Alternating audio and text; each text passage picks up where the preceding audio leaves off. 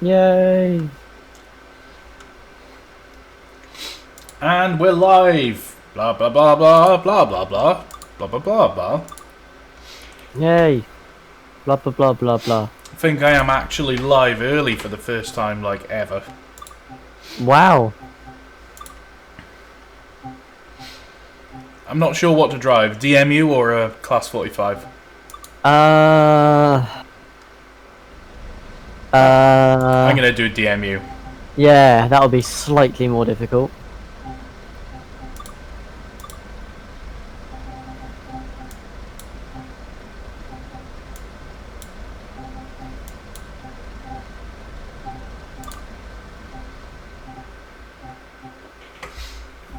Just trying to think, where should I go? Manchester to Leeds, or? Yeah, okay. Why not?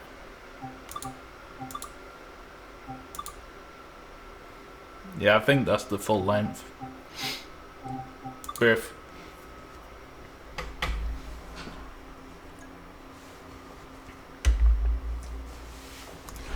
Hey, Nathan has already started on fine form. I was adjusting the wetness bar.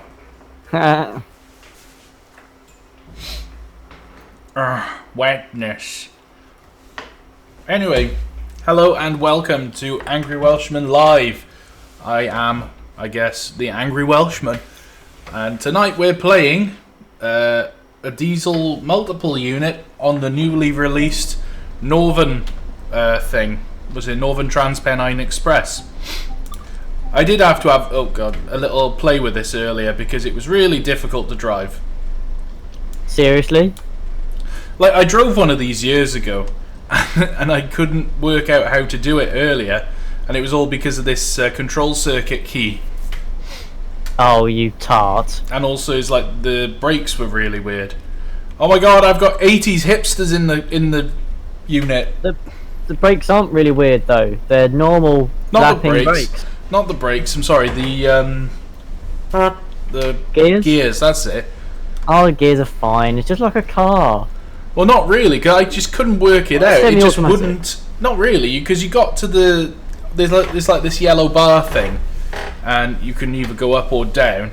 But every time I went a gear up, it just kind of didn't do anything. Well, you need to do it right. I'll tell you exactly how to. I was kind of wanting to watch you struggle, but I can't be bothered. Oh, So, okay. I'll tell you exactly how to change gear. Do you Oh, wanna I can actually. I don't remember which button it is. I can go and sit with the passengers in the compartment. Yep. Hi, everybody. Did you want me to tell you now, or did you want me to take you through it as you actually do it? We'll go through it as we go through. I better shut this door. For that door! all the mega security doobies. Right, let's lock the doors. Brakes off. So I'm in forward gear. I've got the circuit thing on. I need to go to gear selector 1. And we're off. Yeah. So, what speed limit are you in at the moment? 15. Okay. So get to 15.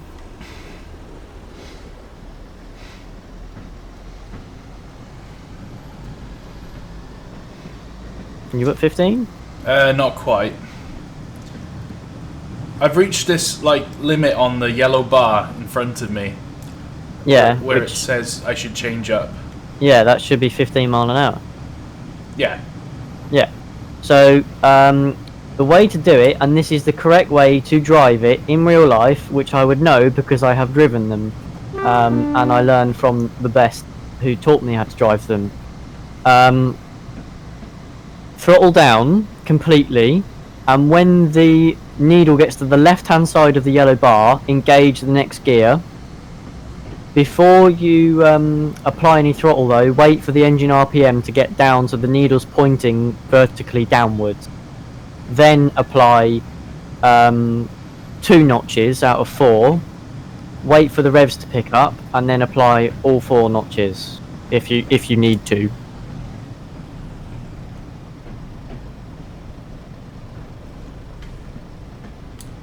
I don't know what just happened.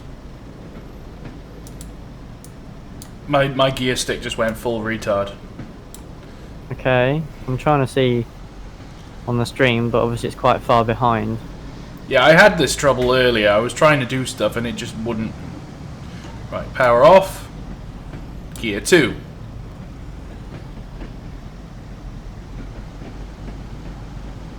Okay, that worked that time. I love the whistle. The whistle? You know what I mean.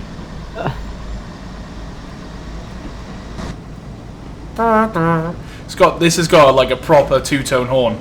Yeah, it's a proper DMU horn. It's just a shame it fades out at the end. It doesn't end. It just like fades out.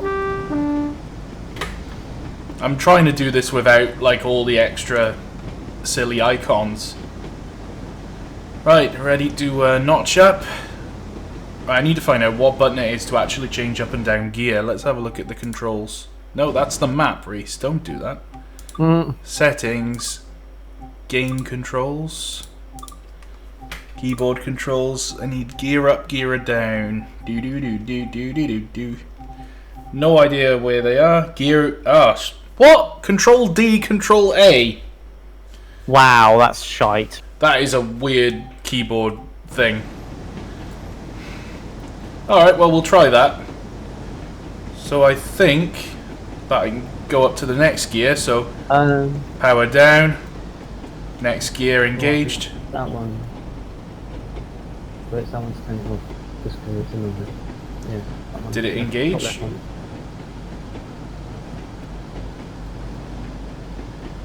Yes, it did. I think. Try and watch to see exactly how you've done this. Well, we're only sticking at 25 mile an hour. Very, very... Oh, it must be a really steep gradient.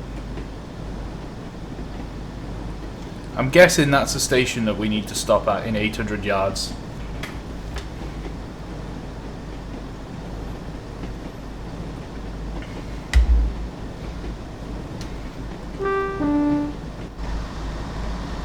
Yeah, it's a very steep hill, that's why.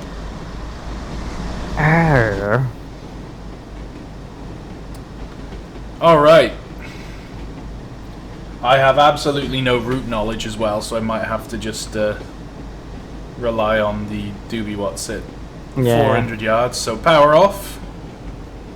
Control D to put it back to first gear. And we'll start applying some brakeage. Oh, when you coast, you want it in 4th gear if you've got no power applied. Alright. Because if you have it in any other gear, you can ruin the gearbox. Obviously, not in Train Sim World, but you know. Also, if you drive it improperly, change gears improperly and stuff, it's actually possible to force the gearbox up through the floor of the unit. Nice. That happened IRL.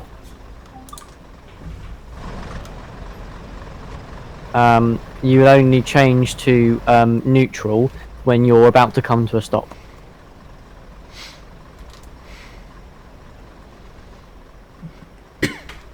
All these 80s hippie people. Yeah. I was imagining everybody would look like the young ones. Yeah. Like Rick and Neil and Vivian. Yeah. Who was the other? Oh, Mike. Mike was the other one. Mm. Oh, do you know what? I didn't do this when I set off. Carry on. I didn't do this when I set off. I should have. And my buzzer's making no noise. Well, that's stupid. Yeah, my buzzer's making... That was working earlier. Right, okay. Right, I'm back. Ah! How you getting on? Yeah, good. Cool. Let's, we'll power on out. Next station is 0.8 of a mile away, I think.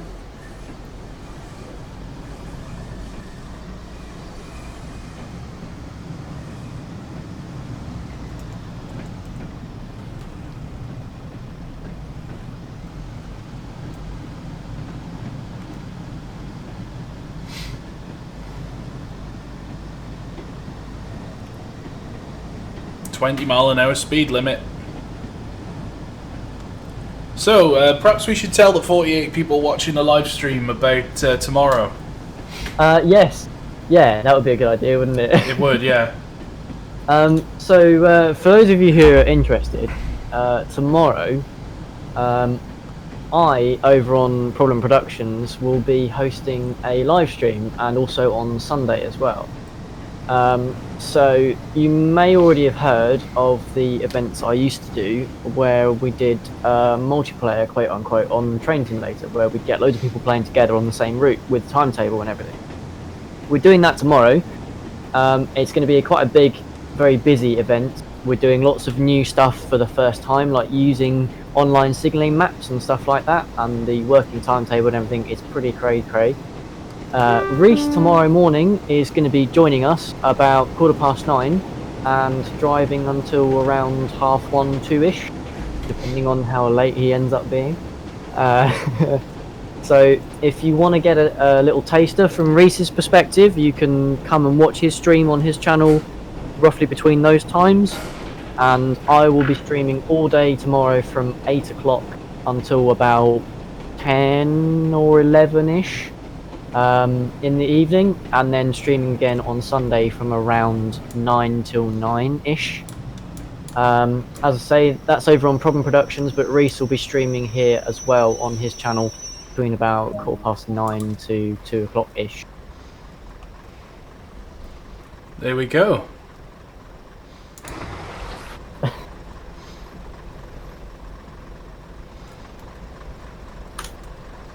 Yeah, so I'll be driving a Duke Dog. Yes, correct.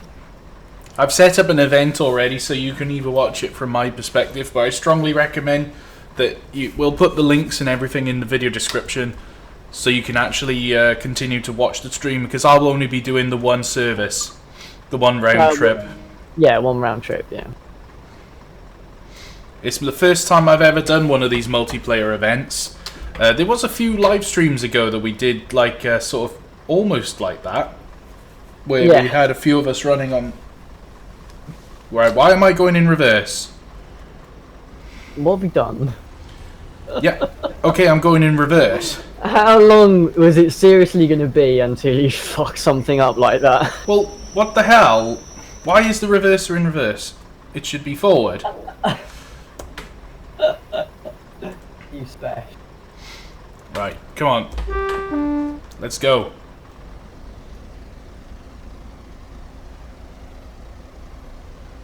Come on.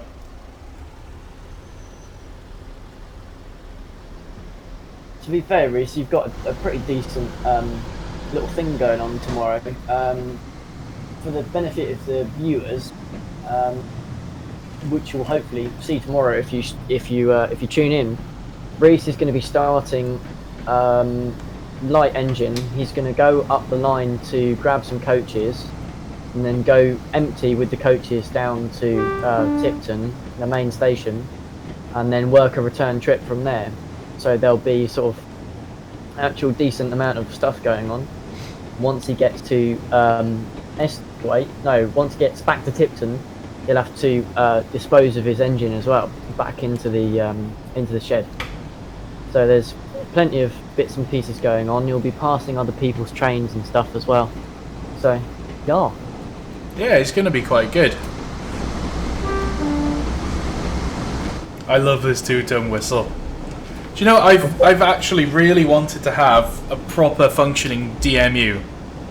Yeah. For a very long time. I think that was the natural next thing for them to do, really. Yeah. I mean, I'm really glad that they've done the DMU. Class 47, meh, all they did was a reskin of, you know, the one from the Great Western route. Yep. Which I suppose it shouldn't really be sniffed at, but yeah, you know. Yeah. From the West Somerset, you mean? Yeah, sorry, that's right, West Somerset. Yeah. And, no, that's neutral gear. Thank you. Well done. That's a gear there. Finally, we're making some speed. I don't know, I've just made it, I've just written it into the British Railways thing.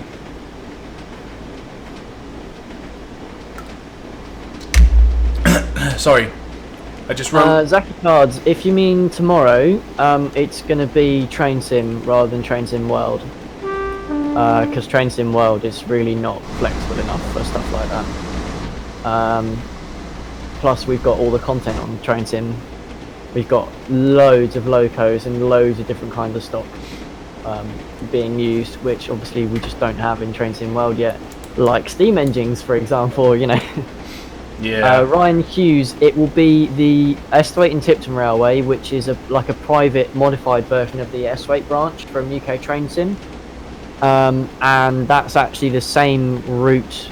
It's an older version of that route is actually the route that is the Llandeardog and Pennyog version railway that Reese uses for Over the Hills, and Jeff the Not Thomas engine. Which is a work in progress.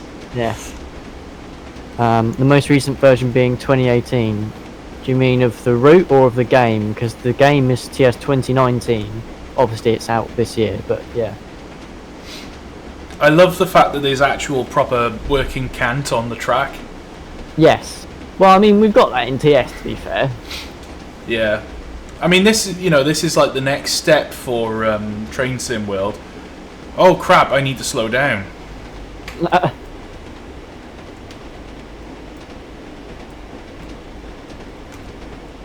Speeding.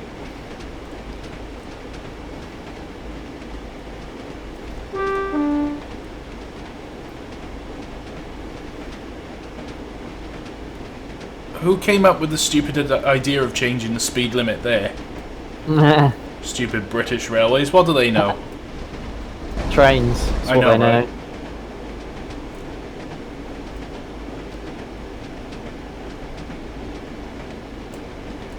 I guess that you can leave the brakes on lap.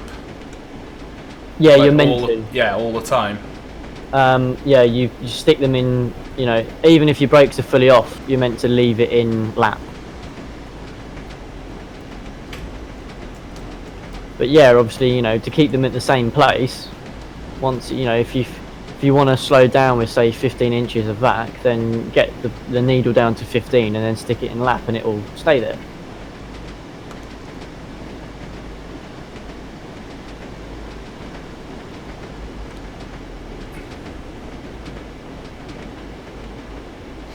Right, 0.8 of a mile away. I'm wondering what sort of thing I should, when I should start slowing down. I always find this the most difficult. Yeah, well, the DMUs are quite good on brakes, to be fair. Mary, no, it's not out on Xbox yet. TSW stuff always comes out on PC first and then console later. Railway Productions, I don't know if the WSR 33 is on Xbox yet either.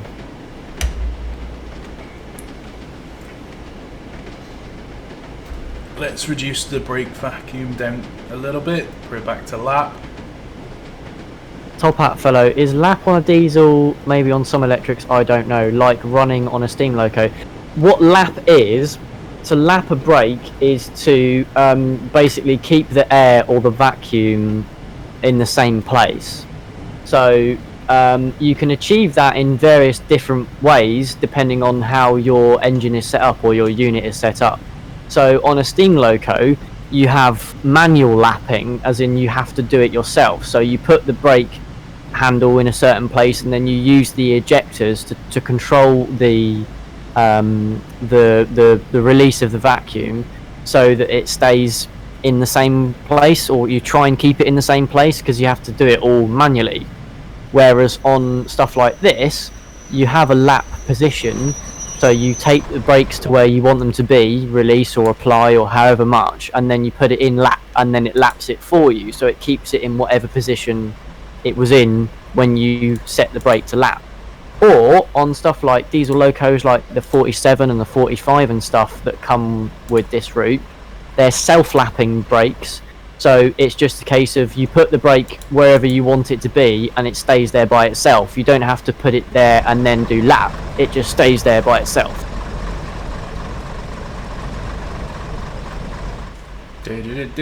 Back to me cab.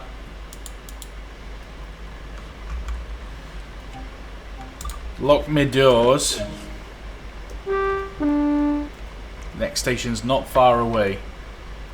That's a bit of an odd name for a station. The next station is not far away. Calling at London Paddington. Acton Main Line. And Austin in the Woad. Wait, that's from O Dr. Beaching, isn't it? Yes, it is. Yes. You left it in gear while you were stationary. Yeah. In second gear as well. No, it was first gear. No, second. I'm watching it right now. Am I? Oh, maybe I am. Gross incompetence for the win. Yeah. 1.2 miles for the next place, and I have no idea where these stations are. Yay! Hooray! Hooray! Do you know something I've been... Oh, there we go. It hasn't got into gear. It's done it on me again. Right, Control A. Now it has. See, that's what it did to me earlier. It's like, I think it's if I changed up too early, then it doesn't engage the gear properly or something. Well, you need to wait as well. That's why, like, you do it no sooner than when you get to the end of that yellow band. Yeah. And then you need to give it time to engage the gear before you apply the revs. That's why you wait for the revs to go all the way to the bottom, because it's a semi-automatic gear system and it's operated by electro-pneumatics. Yeah. So it's not instant. That's why. Have you got the AP pack for the 101s on normal train sim? Probably, but I probably haven't installed it. Oh, fair enough. Well, I mean, that as per real life, when you change gears or you use the throttle or whatever, you get these little sort of wheeshes of air, because that's the electro-pneumatic valves, the EP valves, reacting to what you're doing with the controls, and they then operate the various mechanisms that make it all behave. So it takes time. It's quite a cute sound though. Like, you rev down, set the gear thing, and it goes psh, and then you put the throttle on, so it goes psh, psh, to get into notch 2, and then you put it into notch 4 and it goes psh, psh. I've just completely run into a 15-mile-an-hour speed limit way too fast. Brilliant. Yeah, I can see that coming on the screen. That didn't go well. Ripperoni. Right, gear 2. I am being tracked so fast.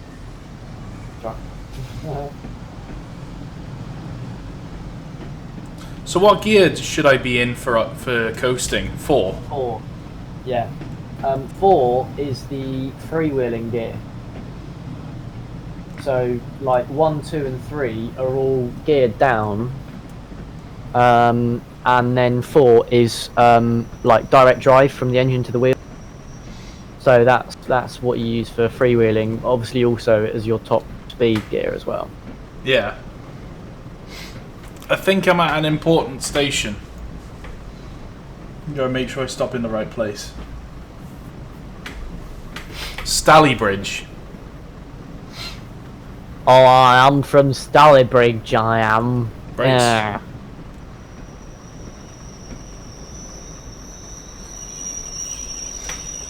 And stop. Unlock the doors on the left. Right then. So, something which is missing tonight is unfortunately the guard's buzzer doesn't work.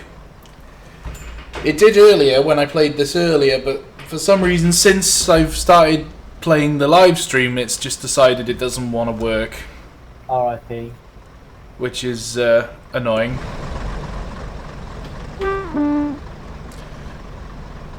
You can set your destination board thing. Yeah. If you can you remember where you're going? Yeah, Leeds. But I've set it to private. Oh, fair enough.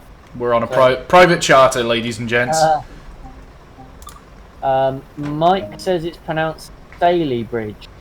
Stalybridge. So it's just a really stale bridge. Yeah. Can bridges go stale? I guess so. Apparently so. I can imagine that coming up in a Network Rail meeting, you know, in like the engineering section manager. He's just like, hey up lads, tit bridge is gone, tit stale, so we have to knock it down. Don't know why came We up have to knock it down. Aye, we need to knock the bridge down. with. Is that like an episode of Scottish Ivor or something? Aye. Ivor. Scottish Ivor voiced by Billy Connolly. Name. We have to get the breakdown crane. We need to lift this bridge because we're knocking it down because it's gone stale. What was his name? The Scottish Ivor's name? Ivor. No, Haggis McBaggis. Yeah, oh, that was it. Yeah, I knew we decided on a ridiculous name for him. I just had to fire up my old Bandicam to get some screenies. Some compulsory screenshots. Right, I think we're going into some form of... The next station is Mossley in 2 minutes. The next station is Mossley. You could totally be like a Network Southeast like station name person. Yeah, I was actually suggested for that and it never happened. Oh. It's pretty dark in this tunnel. I didn't put my cab lights on. I didn't put the train lights on. Wow, it's pitch black in here. Well, you better have lights on. You should drive with the instrument lights on, but that's it. Yeah, I literally have nothing. Nathaniel says if only you could get Billy Connolly to voice act. Well, he's not doing any acting or any act or anything anymore, is he? No, he's not. I'll tell you who we could do with though. That's Mike Myers. What, as fat bastard? Yeah. It's the year, Mr. English Colonel, telling me to lose weight. Well, listen here. Dick looks like a vagina. No, I stood up. No, I can't. I literally can't see a thing. Oh, what? Have you stood up out of the seat? And I can't. Oh God. I love that. You need to have the ability to like reach out with your hand and like pat things to see what they are. Oh God. I can't see anything in this tunnel. Have you tried putting your glasses on? Yes. Doesn't help. Oh my God. I vaguely get like a little bit of light from something. Ah, there's the end of the tunnel. Right, I need to put the carriage lights on. Because I've probably upset all my passengers. Yeah, God knows what might have happened in the coaches during that. Yeah, so destination light on. Try left. Yep, left marker light. I have no idea what that's for. Cab light on. How do we put the train lights on? Panel light on. It's a separate panel somewhere. Oh, it's going to be somewhere in the guards compartment, isn't it? I think so. Oh no, there is no guards compartment, is there? It'll be in the cab somewhere. It's a grey silvery panel that's sort of like rectangular. I'll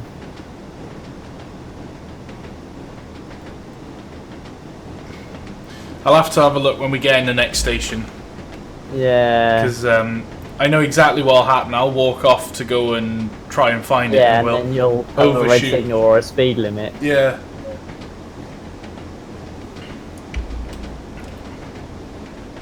Let's change up to 4th. Top Gear, ladies and gents.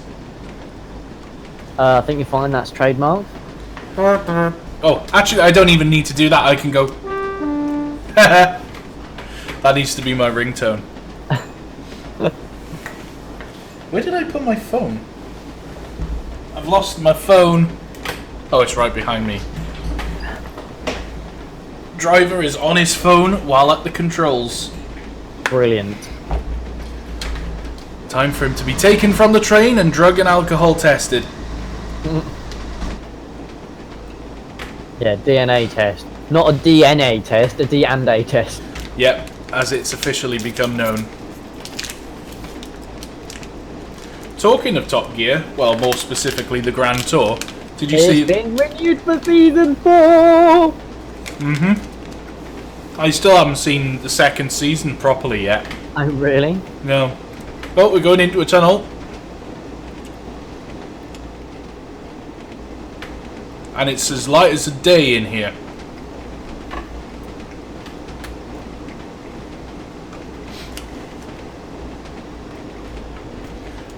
Coasting time.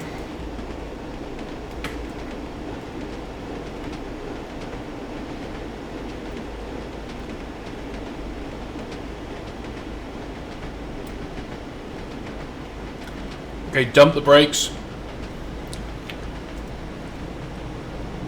Oh god. Oh god. Oh god. No, don't overshoot. I'm gonna overshoot. I am absolutely rubbish at stopping in stations.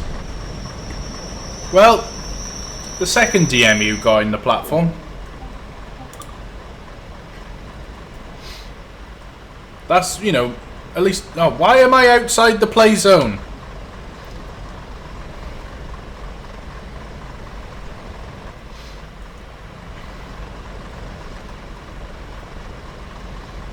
I've got wow, you overshoot quite badly. The thing is, though... Overshot even. Yeah, I know, right? Do you know, I had to think about this the other day. I make these videos, right, for YouTube and stuff. And I'm expected to drive near enough professionally with never having driven the route before, ever. And then I'm going to make a video about it. Well, to be fair, I could. Well, yeah. But I'm a simple sailor. I'm not like fucking boy genius like you are. I struggle with simple things. For the person that says we're going to find Leslie, please don't jinx it.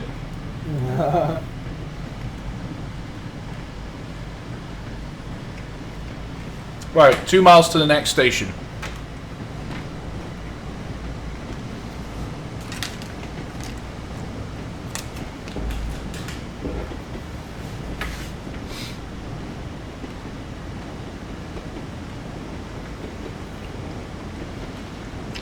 Do you know what I didn't do?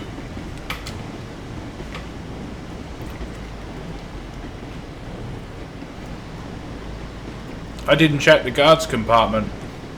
Yeah. Let's go have a quick look.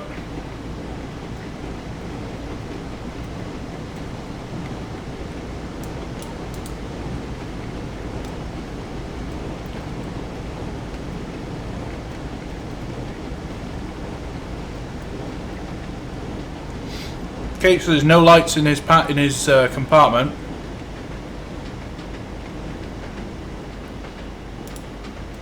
I totally didn't just leave the controls while at 40 miles an hour.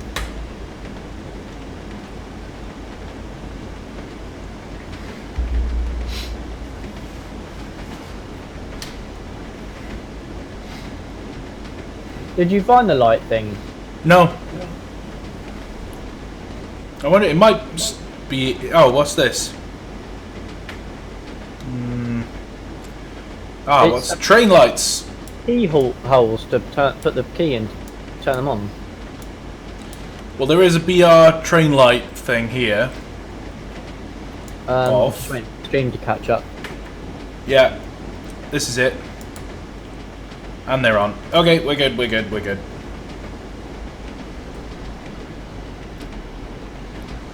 Oh, it's on that desk there. Yeah, I see. Yeah. I knew it was on the desk somewhere. You've really got to concentrate with this thing. Yep. Is that what DOO looks like? Yeah, basically. Driver only operation. Yeah, this is driver only operation in BR days. Yep. Oh wait, we didn't have it in BR days because the fucking drivers didn't sell out the guards. Wait, what? I sense some bitterness there. Hey, the drivers sold out the guards because they were offered more money if they did. They took the money, they sold out the guards, and now we have DOO. Hooray! Yay! Politics! 231. I've slowed down way too early. But yeah, I was saying this earlier, I'm basically expected to take a route that I've never driven, usually drive a Loco that I've never driven, and put on a really good show for everybody. Which kind of is my branding, really. Although I like to see myself as the incompetent amateur.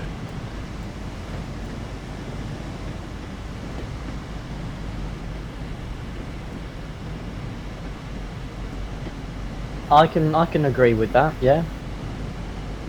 I try my best. That's what's important.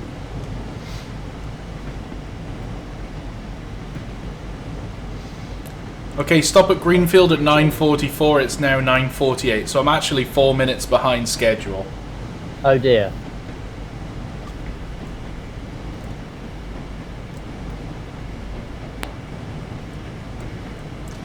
Not really sure how that happened that Well, quickly. you're not making best use of the gears, to be fair. I mean, you were literally accelerating from like 15 miles an hour in third gear.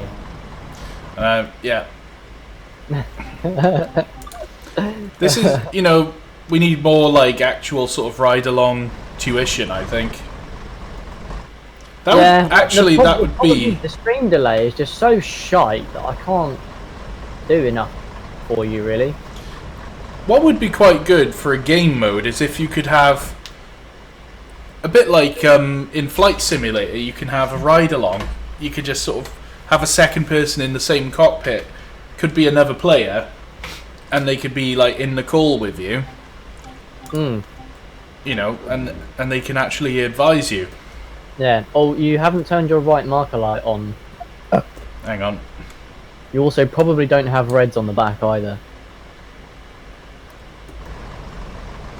I need one red and one light on the front, don't I? No, that's for shunting. You want both whites. Okay, both whites are on. Tidy. I wouldn't bother getting out to do the reds on the back because you'll only become even later. Yeah, I was going to say, perhaps I'll do that maybe next time. Yeah. Oh man, I fucking hate YouTube. Why? My video about this weekend has been 95% processed for like 45 minutes or something. Yeah, I hate it when it does that. I'm not fucking re-uploading it, it's like 4 gig.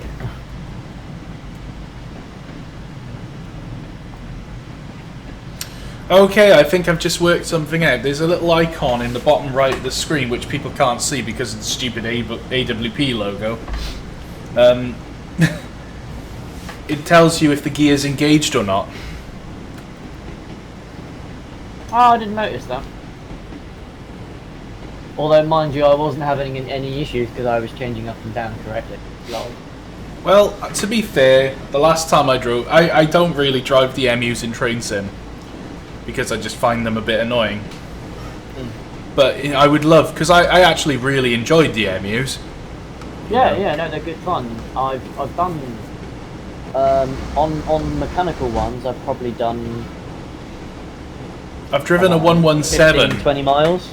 I've driven a Class 117 a long time ago. Yeah. But that was like... Yeah, I mean, mine was a good 2 or more years ago now. I did about 15, 20 miles. And then I've driven a Thumper 21 miles. I've driven a Thumper. They're fucking hellfire. It was useless though on the gradients. That was the only thing with it. Yeah, it was absolutely useless. It's obviously tired then. Or was tired. I mean, they're not meant for a much load, so obviously the longer ones were 2 driving vehicles, like motor vehicles. But yeah, like a 2 or 3 car should absolutely bomb gradients. Well, we had a 2-car unit, which was a 3-car, but we basically didn't want the middle car, which I always thought was a bit of a short-sighted thing, because we could have had 2 motor units, and we didn't. But was what we should have done is had 2 power units and then the 1 centre car, and then you'd have had like a 3-coach DMU with 2 power units. Yeah, the problem is though that units that would actually have had 2 power vehicles as standard are rarer in preservation than ones that would only have had 1. So Yeah. you would have had to have gotten 2 motor vehicles from different units. Well, that was the point. Is that at the time when the railway bought the Thumper, they had the opportunity to choose which ones, because there was a whole bunch of them that got withdrawn from service. Yeah, Porterbrook withdrew most of them around the same time. I think it would have been about 2003, 2004. Yeah, the last ones came out in 2005, but they were already coming out at that time. That's definitely right. Penn Dennis says about Class 40, did you know the developers who made it have recently deleted their Facebook page? That's Railright.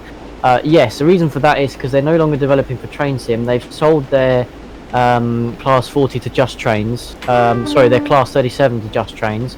So the 37 that they made, or that they were making, is going to be completed by Just Trains, Vulcan Productions, and no, yeah, that's it. Yeah, they're taking what Railright had already done, and then Just Trains and Vulcan Productions are working together to finish it, and Railright aren't involved anymore. AP have announced their own 37 because they didn't know that Railright had sold it to Just Trains and that it was still being made. They thought that Railright had just given up because Railright were originally going to do their 37 through AP. So Railright went dead. So AP were like, well, if they're not going to make one, then we can make one. So they teamed up with Master Key. So they're making their own 37 that's going to be through Armstrong Powerhouse. And then the one that was Railright is going to be through Just Trains with assistance from Vulcan Productions. So, yes, hopefully that clears that up. And the Railright 40 will obviously stay on the AP site.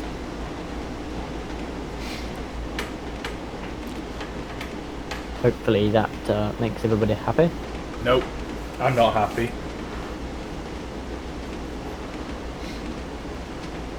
Don't do anything about it, jeez.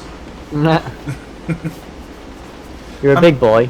I'll have to fix it myself then. Yeah. I'm gutted that this buzzer doesn't work because it was actually like quite nostalgic pressing the buzzer twice before you leave. But the only thing is you don't get the response from the guard. Yeah. Which is a shame. Well, it's you responding to him. Yeah. Oh yeah. That's what I mean. It would be nice, like when I stop at a station, that the guard would actually, you know, yeah, to let you know. Driver only operation. Oh, we're going quite fast. 66 miles an hour. We're approaching a 40 zone, so better get ready on the old brakes.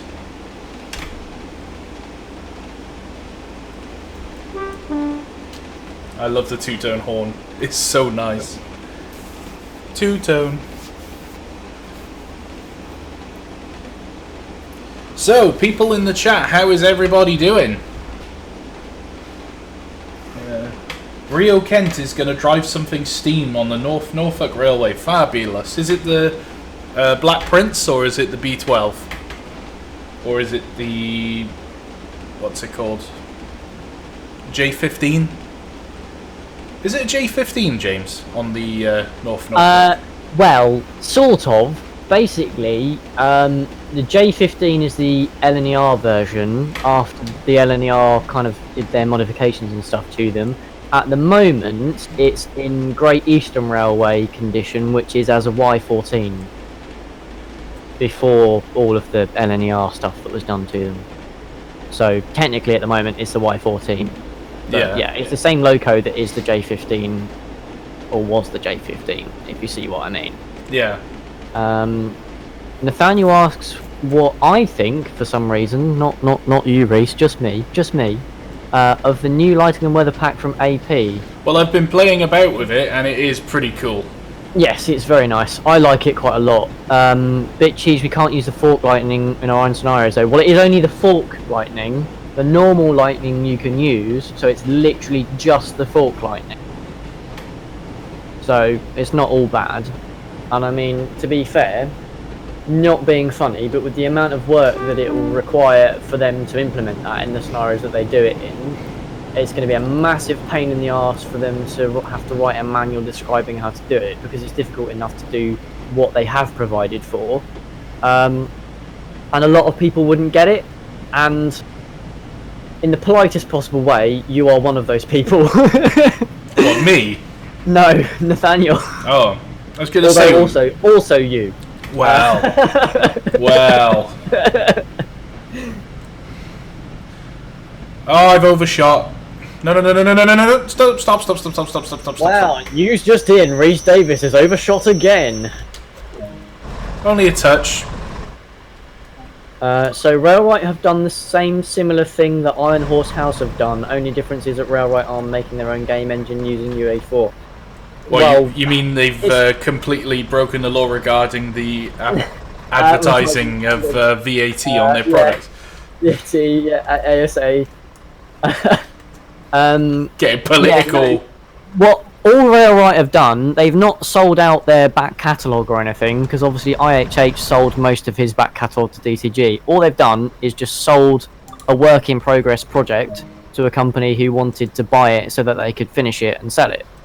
The one thing that they had published as a product before that on AP is still on AP, so that's not changed. All it is just the one thing that they had on the go has been handed over to someone else, which happens to have been for an exchange of money. I think they should sell it out to me. I think they shouldn't sell it to you. Why? Because you're you. Why?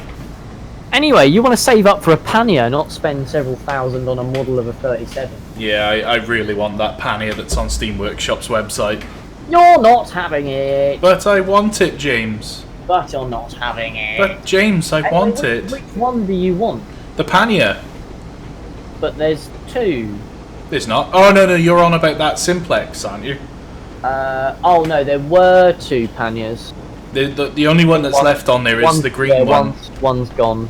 Yeah, the one I was watching for ages was the BR Black one. Yeah, no, there was another one, and that's gone. Yeah. Either that or he's not put that up yet. I can't remember. You get so much stuff in that all the time.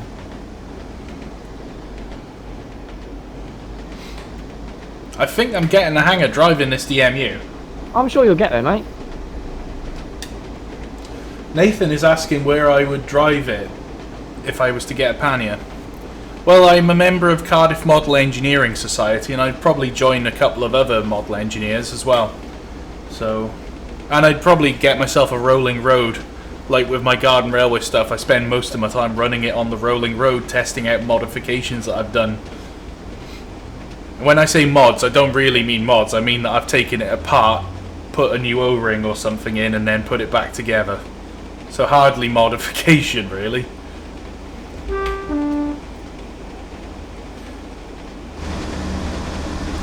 We're flying, James.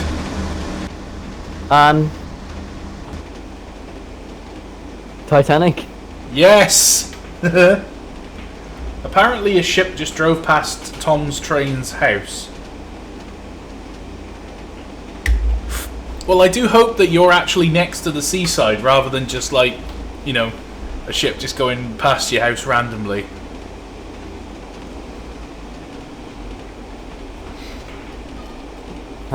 Dennis, when you go on the AK, blah blah blah. I guess that's just because Railright have pretty much said, you know, that's it, we're done. So it's just easier, obviously, because Railright aren't doing any more products.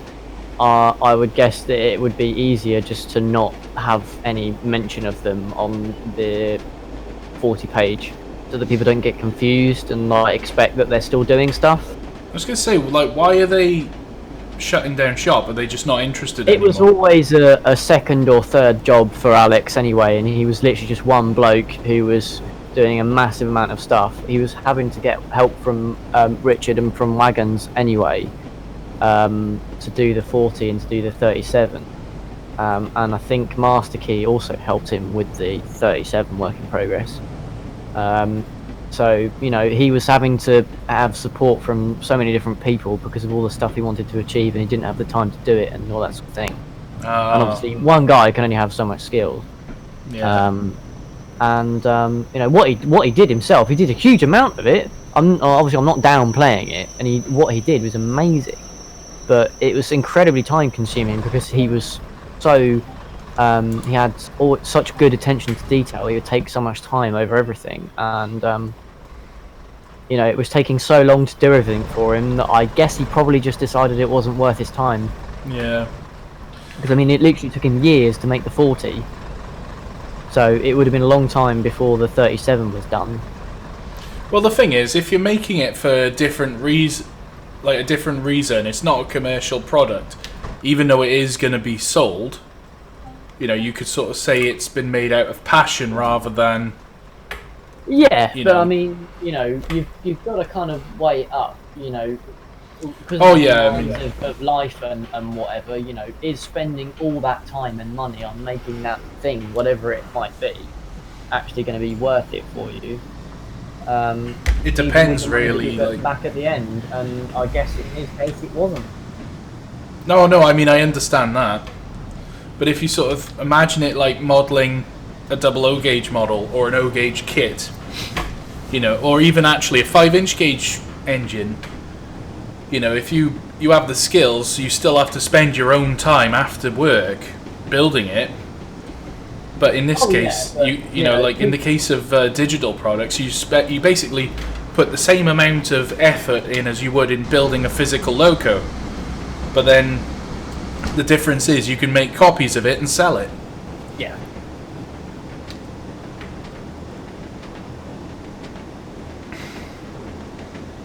Oh, I got 4 miles to my next station, which is Huddersfield. So, yeah, I actually drove to Manchester on Monday. I was in Manchester and I drove over the Pennines on the motorway, the M62. Doesn't look anything like what I'm seeing here. But, yeah. Well, it's changed a lot, to be fair. Yeah.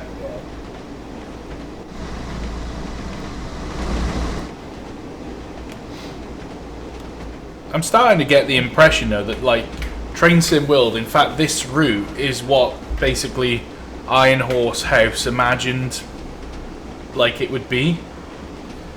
Yeah, well, I mean, he's still making his thing. He posted an update not long ago, but it's going to take absolutely 6 million years to achieve what he wants to do, because I've seen he's finally said exactly what he wants to achieve, and it's going to take forever.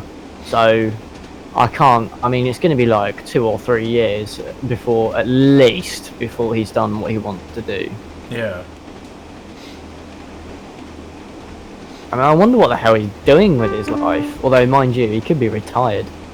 I think he is. Many other developers are mostly just a singular person working. Just look at Chris Wilson, for example. Well, he's not alone. Remember, he's got people like Guion doing scripting for him, Matt and Chris doing sounds, Glenn and helping with the performance and testing and bits and pieces, and Sam helping with textures and objects and bits and bobs, all the testers that he has, all that sort of thing. So he's a great guy and very talented, and he's brilliant at what he does, but you know, he needs all of those people to help him achieve what he does. That's the thing, is it's never, even if it's like a one-man show, it's not actually a one-man show. Yeah. And the way that Chris has released so many products has been unbelievable, you know. But that's if you sort of allocate your resources in the right way, it proves what can be done. Yeah, he's been doing it as a full-time job, whereas Railright were never doing it as a full-time job. Yeah. Presumably, which is possible. I mean, you've seen how long it took to make the 40. That was about at least 2 years from when it was announced to when it was actually released. So, you know, that took absolutely yonks. And the 37 was probably about 2 years, and it's since it was announced, and obviously that's nowhere near finished. So, you know, it doesn't work for everybody. You know, Chris was fortunate in that he started doing it part-time while he was already doing another job, and then it got to the point where he had to choose one or the other, so he chose to do Train Sim, and he's doing it full-time. That's why he's churning stuff out so often. It's because he's spending like ridiculous amounts of time, like 12 or 18 hours a day, just constantly bashing out models and doing textures and stuff all the time, because it's like all he does. He's crazy. He just works all the time. That's a slight exaggeration. I mean, I remember the other day I saw him pop up saying that he's playing Jurassic World Evolution and stuff like that. But you know, he's got to chill out and whatever. But I mean, the point is, he puts a huge amount of time into what he does, and it's as a work. That's all he does.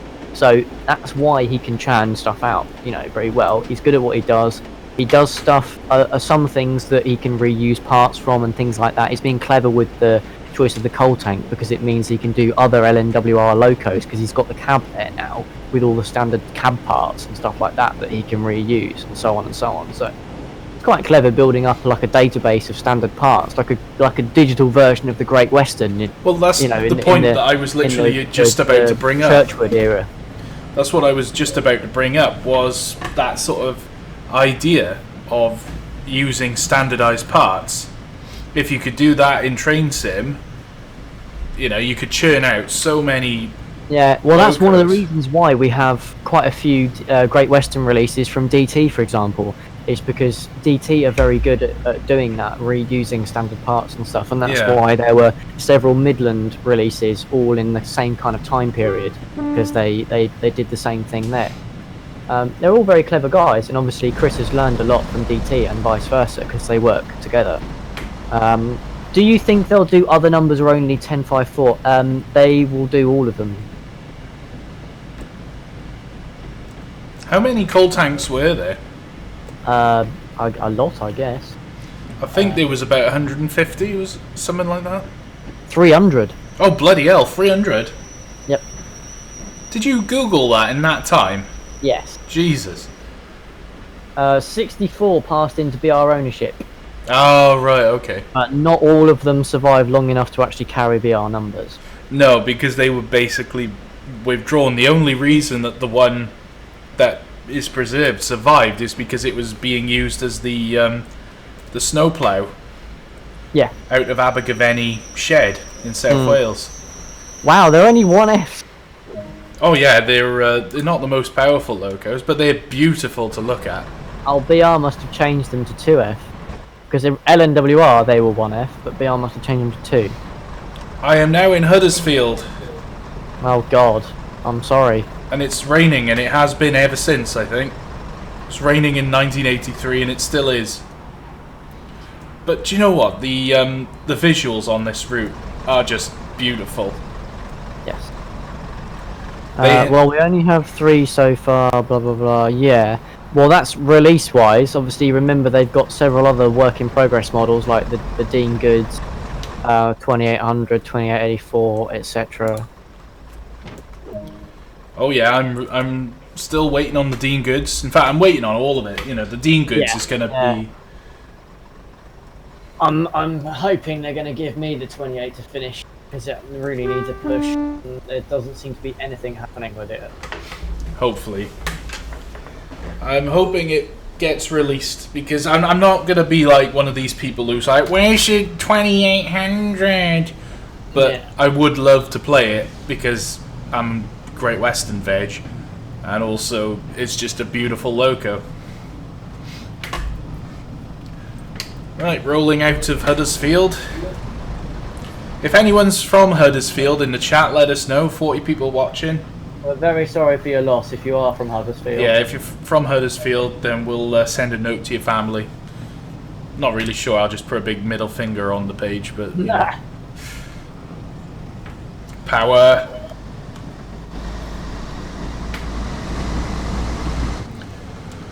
Alright, let's go. Oh, people are actually getting on and off my train. In, like, the seats. There was people sat behind me earlier, and they've changed. There's a guy with a moustache. Yeah. That's actually a really cool little feature. I never really noticed that before. Come on, change gear. Change down. Yep, there we go.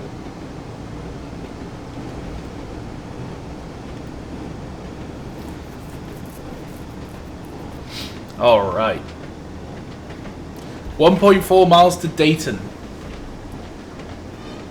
I'm surprised that Sam isn't with us tonight. I thought he would have been all over this place, being up north. Yeah.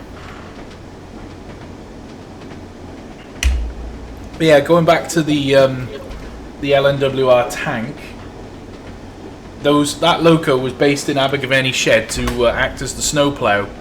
I think. I don't know whether it did much else on that route, but I think there was like 60 of them allocated to Abergavenny at one point, and they were used mostly on like stopping passenger services on the Abergavenny and Brecon and Merthyr line, and then they were sort of displaced when the BR standards came, you know, like the Standard 2 and the Standard 3. And I think even the Great Western Panniers kind of ousted them a little bit. Hmm.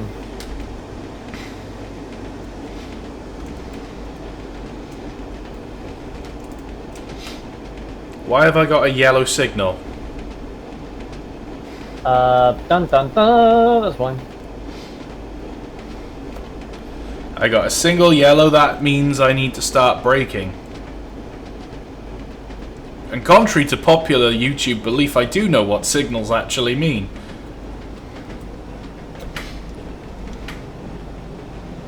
Single yellow, so that means the next signal is red. Slowing down too quickly though. Still got half a mile to the next signal. DMU! Oh, actually, it's a good thing I slowed down because there's a station that I need to stop at right here. Ah, Lol. yes. Does help when you stop at stations, if you're supposed to. Oh god. Oh god. Stop, stop, stop, stop. Drop both anchors.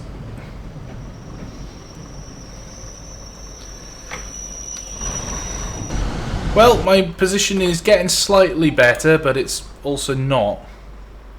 Keep working on it. We're getting better though. The thing is, like, the problem is, like, because there's so much stuff, so much DLC that gets released for Train Sim, I get to drive it once, like now. Yeah, basically. Yeah, And- you pay all that money for people to be able to see it on like the day it comes out, the day after it comes out, and everyone's And- like, "Arr," and then you never play it again. And then chances, like, I bought the that New York one, was it the Long Island one? Yeah. Never. yeah. I've only Someone was opened it asking about that, once. see? I still haven't streamed it. Yeah, someone was asking if you're going to stream that. Yeah, I should do because I did buy it so I could stream. Yeah. I'm really glad as well with this new job of mine. I can actually, you know, get on YouTube and actually stream stuff more, rather than 4 months of nothing followed by, watch this stream. Why aren't you watching the stream? Then 4 months of nothing. Yeah. I'm actually active on YouTube again. It feels nice. I'm sure. Yeah. And I think the thing I love most about it is that I can play a game like this, doing a stopping service from Manchester to Leeds, and I don't need to render the video. Yes. I don't need to, like, stop recording, edit it together, render, then upload. It's all being done. Now somebody, what was it, Sem34090 has just said maybe this sets a precedent for upcoming routes. I really hope so. I'm hoping, because the standard that this route has been made to, oh god, is, you know, spectacular. Yes. I mean, it has the feel. I feel like I'm driving in the 1980s. Yeah. It's raining, BR blue everywhere, you know. Things are a little bit grotty. Yeah, A bit. it's a bit crap, but that's what the 1980s were. Yeah, exactly. Yeah, everything was just a bit meh. You know, it's not 80s if it's not meh. But you know what I think's gonna come next? I think it's gonna be Train Sim World, Somerset and Dorset with the 7F. No. I think that's what No. the Steam it's not route. been anywhere near long enough for it to be Steam yet. No, I mean when the first Steam route comes, I think that's what it'll be. That's my bet. Ah, okay. I don't know when it'll be. Like, it could be a year, it could be 2 years away. But when Steam does come to Train Sim World, I think that's where it'll be. Somerset and Dorset with a 7F. Yeah, I don't know. I mean, part of me wonders if they'll just like slap a fucking 7F on West Somerset or something. Well, that would be easier for them to do. Yeah. and it would be welcome. It would be very welcome if they did. But shit! I just closed the tab. Oh, that's my fail horn. Oh, Fail two-tone.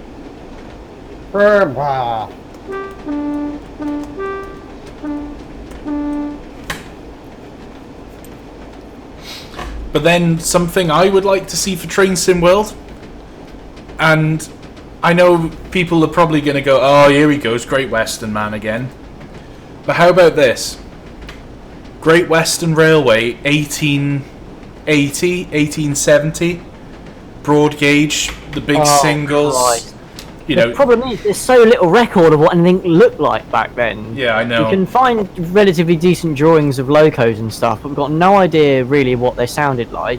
Oh, no idea at all. How they behaved, and how what everything looked like back then. You know, sort of there's very little in the way of any kind of photography or drawings or anything. So you'd have to make most of it up. Yeah, you'd have to use a bit of poetic license, I suppose. A lot. I've got a single yellow coming up for some reason. Oh, two yellows, It's because there's a red after that. Two yellows. It's okay.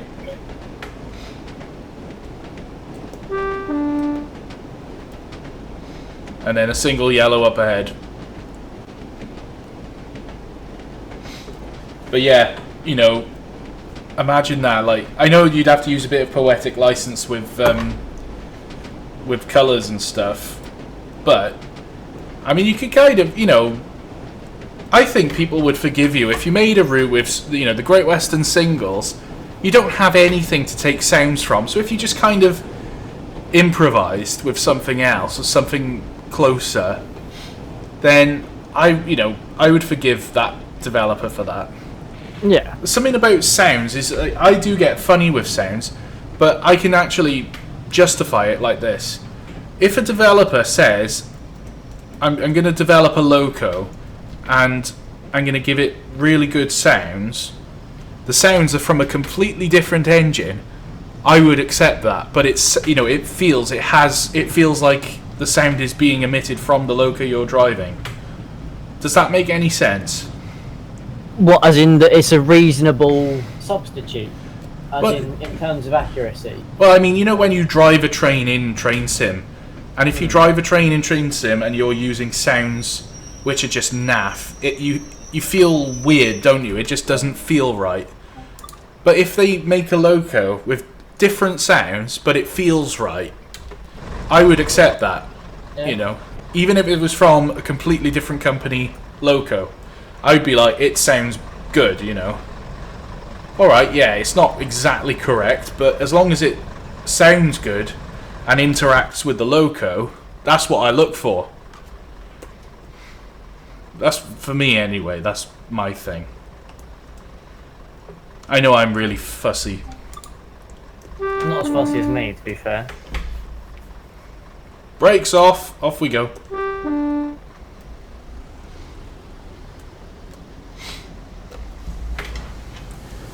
Still want 813. Yeah. Bay. Well, I'm hoping my dude will be able to make that happen. Well, looking at the screenshot that you sent me, it looks like he's well on the way. Yeah, I still need to get in the photographs from my guys at the bar. I wish that I took more photos of it when I was firing it. Yeah. The thing is, though, like back then, I only had like a really crappy camera phone. It wasn't even a proper camera phone. It was just really naff. Whereas nowadays, like my Samsung S7 has got, you know, 20 megapixel camera on it. Yeah. So it's actually better than most digital cameras that you can buy. Well, not most, but you know, like the cheaper ones. Toledo Rails asks if I'm okay with extinct locomotives recycling sounds, where if it's a loco you've seen like a Pania, you're more critical. Yeah, I mean, if it's a Pania, you haven't really got an excuse to not go and record it. You know, because there's so many of them that survived. I think the thing is, like, if it's something that you can't get sounds from for whatever reason, like if there is one or there's some and they're all out of service, then fair enough. Or if there's just none left, Yeah. fair enough. You know, if they exist and they're in Steam and you can go and record them, then there's no reason not to, really. Yeah. So long as whatever it is a reasonable fit, you know, like with Chris, with some of the locos that he's done that are extinct, you know, he's had to compromise by trying to find out what would have sounded similar that actually still exists in preservation and go and record that instead, because it's either that or it just sounds totally unconvincing. Yeah. And that's fair enough, because at least he's made the effort to sit down and work out, like, what's this actually going to sound like, and then decide to go and do that, rather than just being like, oh well, we can't record this, so let's just choose some random shit.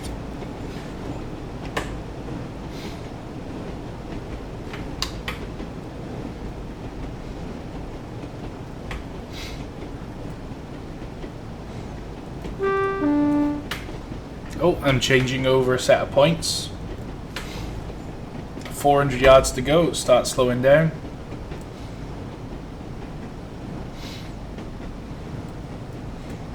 Yeah, I'm definitely getting the hang of how this thing works. Awesome. Nope, I said that too soon. Nah. We just come to a complete halt. Yeah, Mike Hannibal says the Caledonian single using 812 sounds, for example. Yeah, you know, I mean, you've got to have a bit of give and take in this game. You know, we're working with, we want to see machines from 150 years ago, 100 years ago, and we want to play with them as though they're still around today. Now, unfortunately, that not all of them survived, so we have to just use a bit of poetic license. But to be honest, I'd rather have sounds which are not authentic but sound good on the Loco and fit well with it, you know. That's for me, you know, anyway. Everybody else has their own, like, thoughts on it. Of course. We're at Ravensthorpe. I don't know where that is. It's up to north somewhere. I thought it's more appropriate that now that I live up in Tit North that I'm using more stuff from up Tit North. Yes.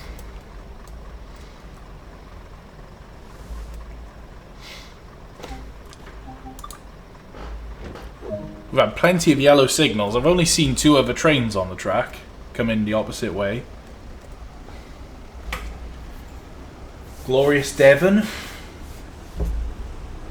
Oh, people are giving Railworks advice in the chat.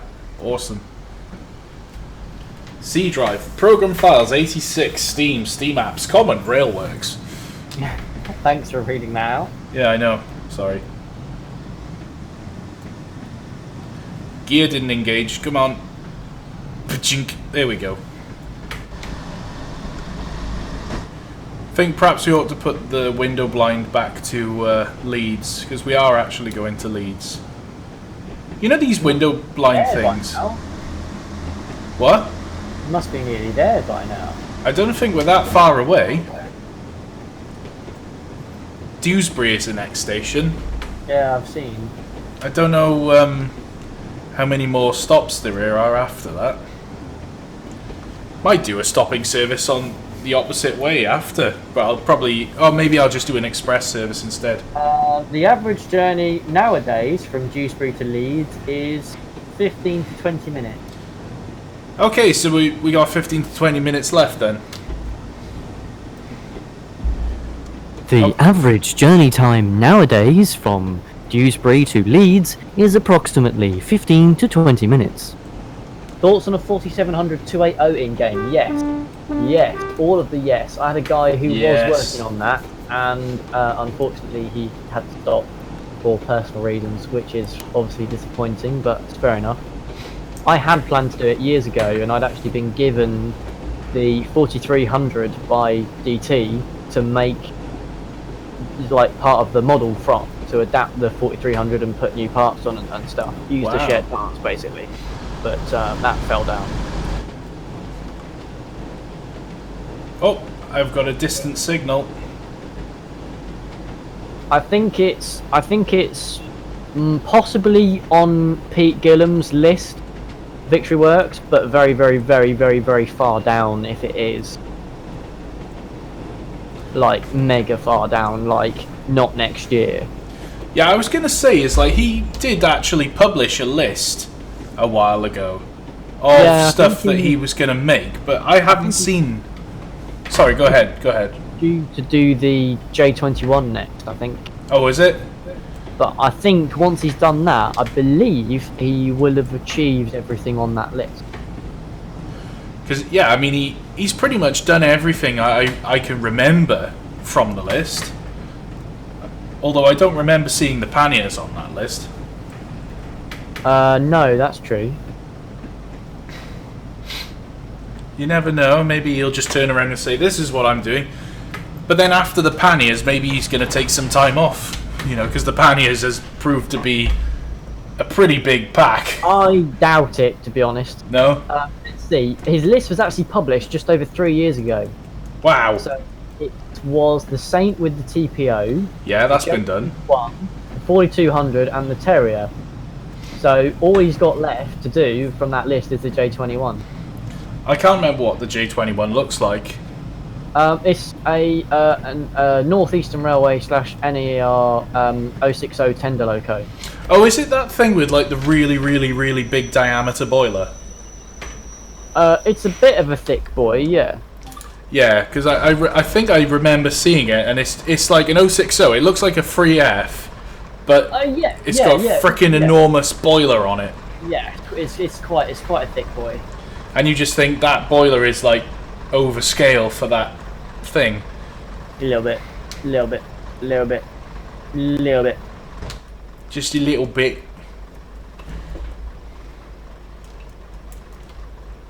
Yeah, I'm really getting the hang of driving this now. I'm enjoying it.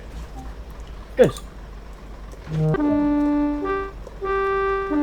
Next stop is Batley. The next stop is Batley. Batley. Change here for Buston and Winstead. And now I'm going to jail for copyright infringement.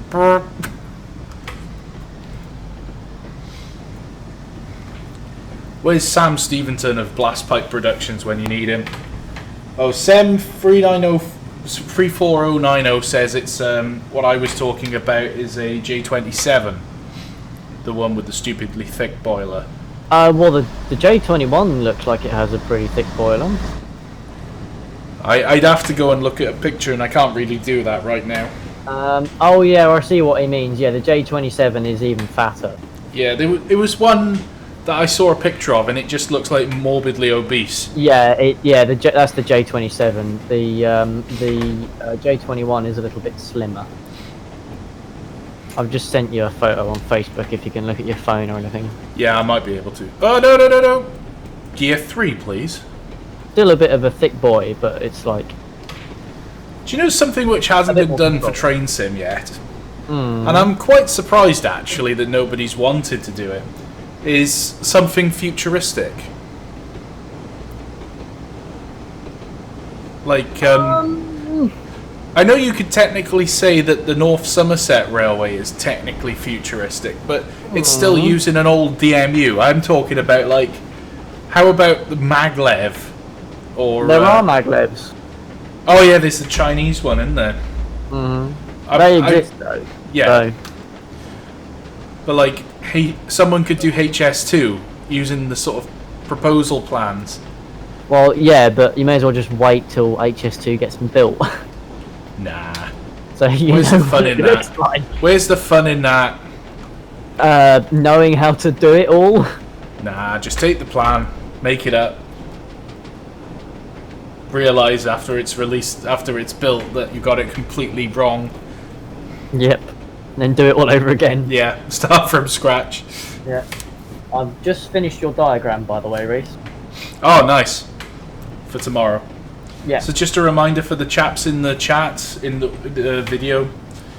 Tomorrow morning I'll be streaming on the Eswaith and Tipton branch, running as part of the Winter Gala. Yes, it's my multiplayer gala. We're doing the first gala we've done on Eswaith in ages. I think it might be 2.5 years or something since we last did one on Eswaith, and even longer than that since we did a proper Winter Gala or Gala full stop on that route. We first did one of these more than 5 years ago. We did our first ever online gala on YouTube in autumn 2013 on Eswaith. That's how long it's been since we did that to begin with. Yep, there's new people in the train with me. Everybody's got afros. Nah. You can tell it's 1983. So, Reese will be streaming from about 9:15 until about 2-ish. He's going to be doing some, various different bits and bobs, all with a rather tasty Duke dog. Hell yes. We'll be passing other people's trains and doing like empty coaching stock and bits and pieces like that. You'll get to see what it's like from Reese's perspective to take part in one of our events and pass people at passing points, exchange a token and stuff like that. Do all the radio chatter and just chill out and have a laugh with the guys in the chat, and of course chat to the people actually watching the stream and things like that as well. And of course you can watch the whole event all day from start to finish on my channel as well, which is Problem Productions. I'll be streaming from about 8 till 10 or 11 p.m. That's 8 a.m. till 10 or 11 p.m. You're brewing a shift in tomorrow then? Yeah, and then on Sunday I'm up all over again to start at about 9 and carry on probably until about 9 p.m. or 10 p.m. to then have to get up at 3 a.m. on Monday for work. Fabulous. That's how committed you are. Yep. Absolutely. So yeah, don't forget to tune into that tomorrow if you can. As I say, Reese will be streaming roughly between 9:15 and 2 o'clock. I'll be streaming from crack of dawn at 8 o'clock in the morning until 10 or 11ish on my channel, which is Problem Productions. And we'll By be the posting way, when links you're and there, stuff. don't forget to subscribe. Yes, subscribe to Problem Productions and subscribe to me too, although you probably already have if you're already here. Yeah. Oh, there's a peak coming the opposite way. Radfan Thrash. Two-tone. I might drive that back actually. When we finish this scenario, I'll go have a quick pee and then I'll do the scenario going back from Leeds to Manchester in a peak.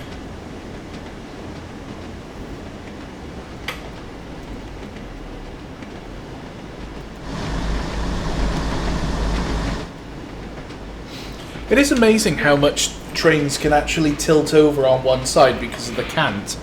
Yeah. But when you're on you board, can get very extreme. I mean, high-speed lines have some amazing cant on them.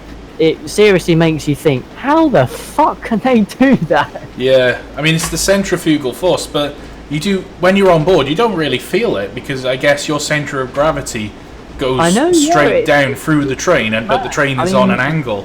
Modern train suspension technology has come on so much. I mean, a lot was learned from the APT. Yeah, that's right. Yeah. From that was improved upon by Fiat, would you believe, who actually got the technology completed for the Pendolino.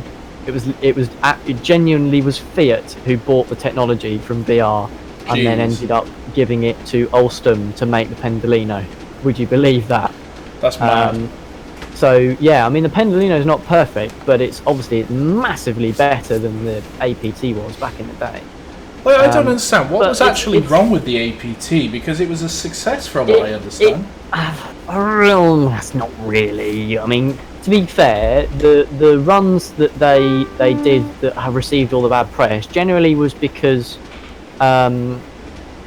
the press guys they had on board tended to be quite boozed up, which would mean that when the train would tilt, they'd be sick, because they were given like free booze and stuff to try and encourage them to like the whole thing. Yeah, they basically just put on board a train to get hammered. Yeah, like ugly, but also the train tilted too much.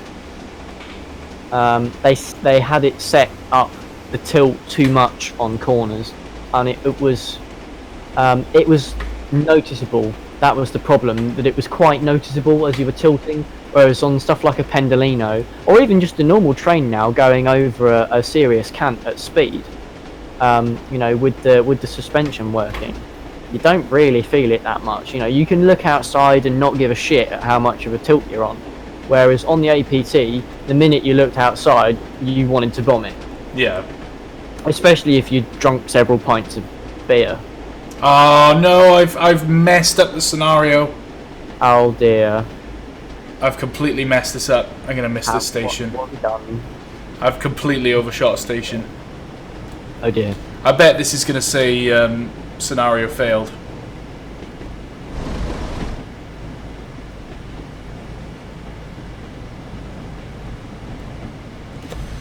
Yep. Right, I'm gonna set back, which is totally not allowed. Meh. Meh.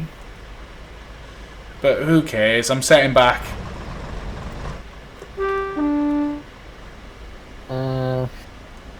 Front driver job. 7 something.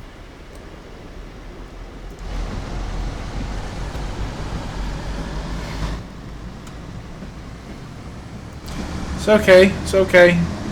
Nobody needs to know. Apart from the 44 people watching and the 200 passengers on the train. We'll just pretend that we didn't just back into another signalling section.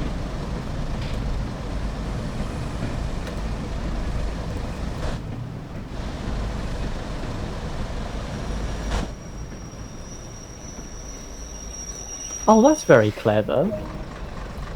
What's that? I've just read a thing on the 16mm Association group, where a guy's offering tips on how to get coupling chains to look realistic. Oh yeah. It says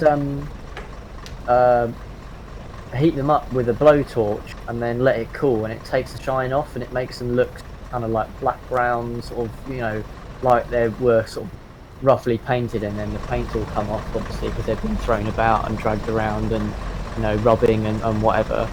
Paint's come off.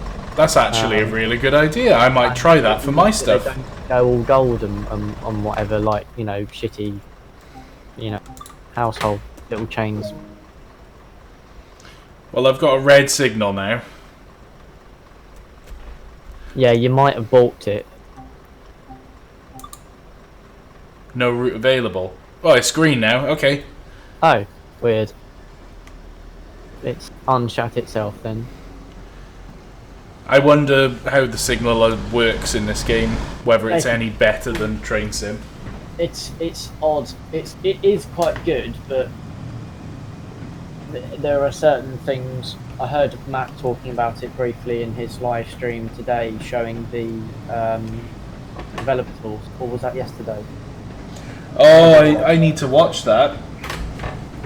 Are they any good, the developer tools? Very, very intensive on your PC, but yes, they are good. Scenario creation is actually really straightforward. Is it? Really, really straightforward. It's a lot more manual now than they intend for it to be later. Later they want to have like tools that will let you automatically do lots of the processes that you have to do manually at the moment. Yeah. So it's all very verbose, it's all very manual right now, but it's going to be quite well documented. I watched him doing it, and it's quite straightforward. So I think even you would be able to do it, Reese. Well, let's not get carried away. Because I would like to make a scenario on the West Somerset Road, but have like an Uber Gala. You know, like one of the proper galas. I realise that there's only diesels at the moment, but yes. you know, you could still sort of simulate having a proper gala. I've run out of liquid. You've run out of liquid? Yeah. Water. What, in the radiators for the engines? Yep. My bus engines are going to collapse inwards on themselves now. Hey, they're not bus engines. They're train versions of bus engines. they're proper bus engines, and the reason I say that is because for the Class 117, the guys that owned it bought 2 old buses, took the engines out, scrapped the buses, and kept them as spares and overhauled them to go on the DMU. Well, literally, the DMU engines were largely Leyland 680s, and they used those a lot in buses. They were just slightly different specs, slightly different builds that they used for DMUs, because obviously the requirements for a bus over a DMU is quite different. Yeah. So they altered the design of the 680 to suit the DMUs. So it was just a different version of the same engine, basically. Yeah. They're not just you can't just unbolt one and then bolt the other one in its place. But they're adaptable. there's adaptable things. Yeah. And obviously sources of spares and stuff as well. I'm just powering on up to full speed now for the final run into Leeds. We're almost there, chaps. And only one complete fuck up of driver operational procedures. Only one complete fuck up. But it didn't end the scenario on me. To be fair, I thought I overcooked it then. Because normally in this game, if you go past a red signal or miss a station, it goes scenario failed. Yeah. And it has a shit fit. Now I've got a single yellow light. So I ought to start slowing down a little bit. Oh yes, now I'm speeding.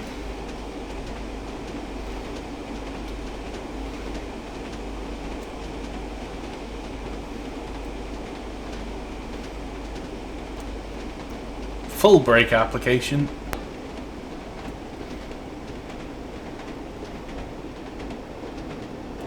But I love the sounds as well, the clickety-clack as you're going over...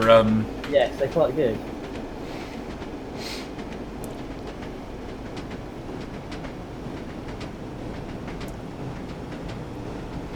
It's a lot more realistic. Single yellow light.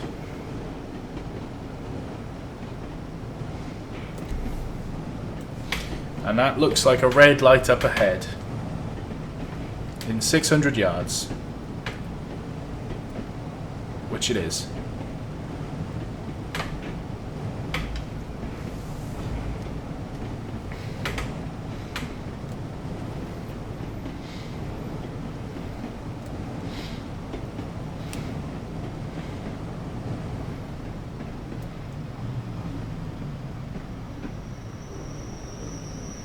Oh, don't stop.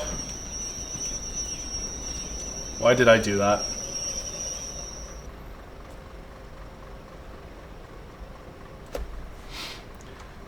I stopped way too early, now my brake pressure won't go up.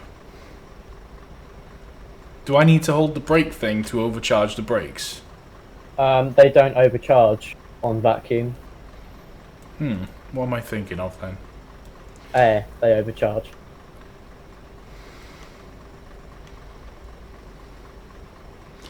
Maybe it's because the engine's running at lower revs then. Yeah, the exhauster runs off engine revs. I don't know whether it's simulated in GS though. I don't know whether if you open it up it will... It might. I should try that actually. It should. Still got 280 yards to go. So I'm just going to roll on towards the red signal a little bit.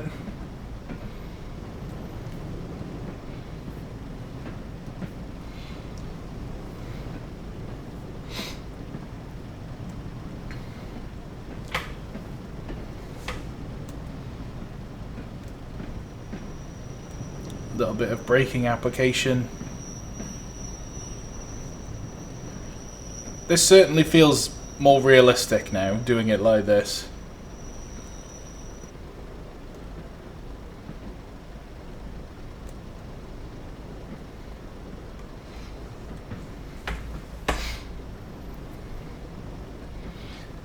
And we'll dump the brakes now.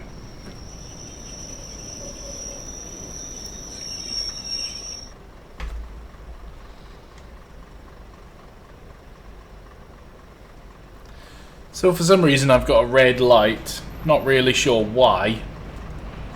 But I'm sure there is a perfectly reasonable explanation.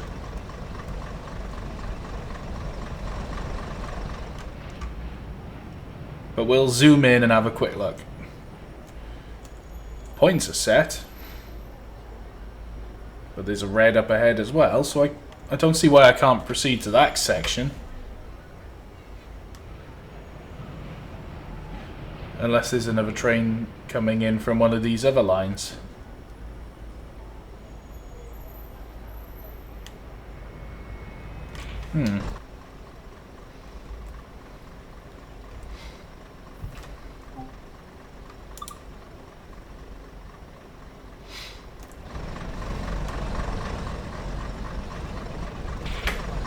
Why this? Do you ever have it in Train Sim where you see like a red signal and you just don't trust it? Yeah. Like, you know that you You shouldn't could go use the past 2D it. map, by the way, if you're not already. The what? 2D map. Yeah, I could do, couldn't I? But it's like I'm convinced that I can go past it. It's just that I know if I go past it, it'll fail the scenario.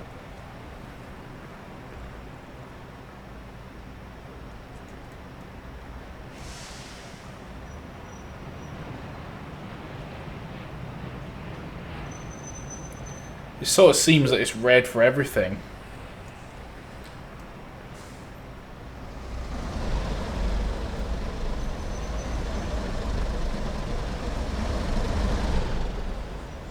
Yeah, every single light is red. Wow. Well, yeah, as Mike rightly points out, you are very late, so maybe you've lost the path. Yeah, that's true. Yeah, somehow I've ended up 12 minutes behind time. Because you suck. Yeah, but I should still be able to get in. Yeah. I don't know, have a look at your platform, is there anything there? What button was the map? Let's see. Oh no, there is nothing in your platform. Strange.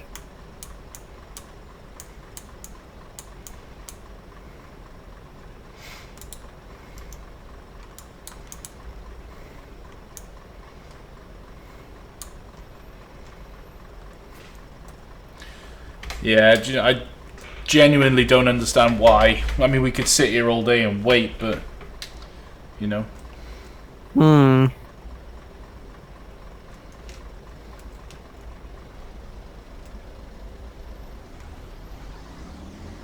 That red light district. Lol. Oh, excellent one, Vincent. I'm a splendid red signal. You'll never see me turn green. Right, it says no route available, so I'm just going to go past it, and it's probably going to fail the scenario. Well, try approaching it a bit more. There, see? Service failure. Past signal at danger. Rip. You know, there was just no reason to have that red signal. Oh well, I guess we'll load up the next scenario. I am a splendid red signal. You'll never see me turn green. So we're going to drive Jeremy.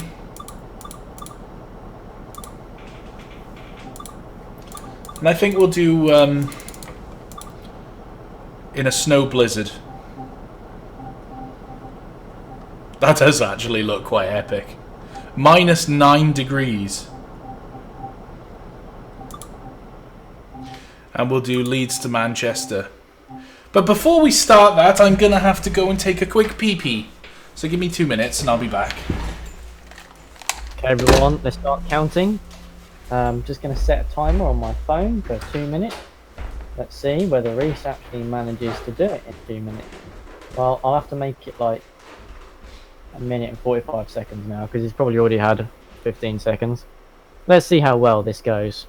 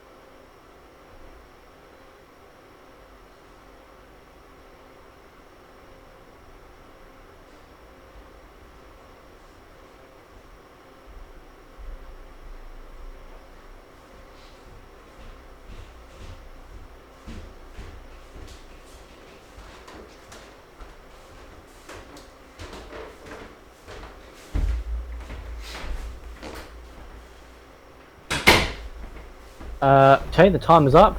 Reese isn't back yet, although he's just... Oh! I think... Was that his door? Maybe?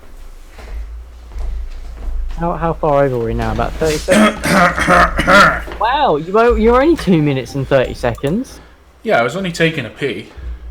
Well, you know, I just expected you'd probably be late. Well, you thought I was going to take a poo. No, just that you'd be late. Because you're always late. Well... Oh, wow. The snow is... Oh, my God. My windscreen is getting completely blocked up. Oh, wow. This is so cool. By then, send 34 and I know, even. Right, I'm playing in a complete snow blizzard, so... That looks uber cool. That is just uber cool. I'm digging this. Mega snow blizzard. Are you sure it's a good idea to dig in your cab? I can hear an ambulance or something. Yeah, there's sirens on this route. They're proper period sounding sirens. Yeah, I was just gonna say it's really giving me like vibes I can't even hear the stream. I played a little bit of it earlier, and yeah, that was the first thing I heard pretty much.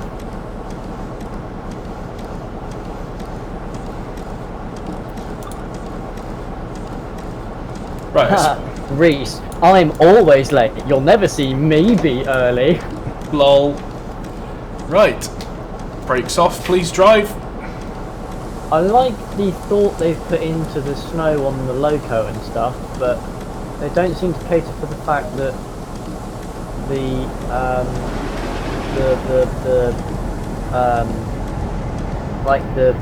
air, the drag and everything, not the drag, like the as you're going along, the force of the air hitting the snow is going to be moving it off. Plus, on the top of the Loco, especially around the exhaust, it's going to be quite warm.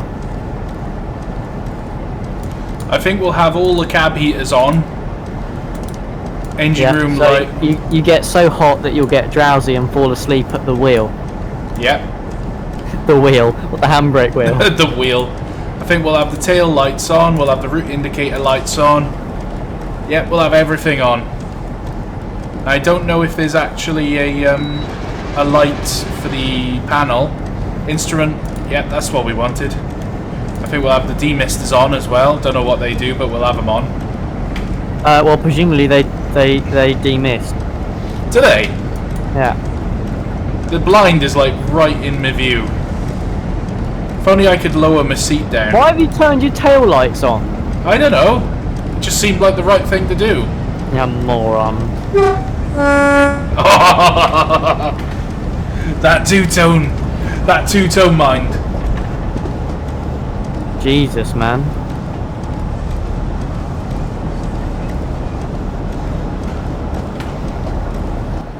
Oh, this is just like... Oh, I have wanted this in Train Sim for so long. Like proper blizzard conditions. Well, if you want blizzard conditions, you should buy the new Armstrong Powerhouse Lighting and Weather Enhancement Pack, or whatever it's called. We're not sponsored by AP, by the way. Sky and Weather Enhancement Pack, that's it. The Sky and Weather Enhancement Pack, yeah, that's it. It's actually really nice. Yes, it's very tidy. Oh, It is a lot of money, so, you know, it's up to you whether you think it's worth it or not, but we quite enjoy it, both of us. We've only got 2 stops. We're only going to stop at Huddersfield and then Manchester, which is good because I can't really quote-unquote express. I don't think I could handle stopping at all stations again. No, well, I expect you'll probably still undershoot or overshoot. Probably. At least it's less likely that... Oh, I love this. Oh my god, it's blizzard conditions. I'm digging this. 20-mile-an-hour speed limit now.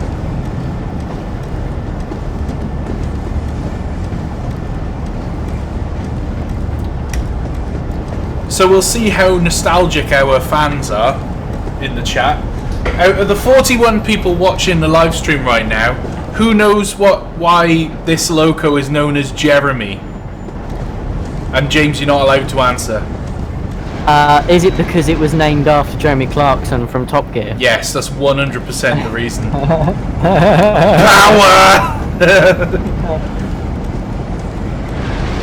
Oh, that thrash.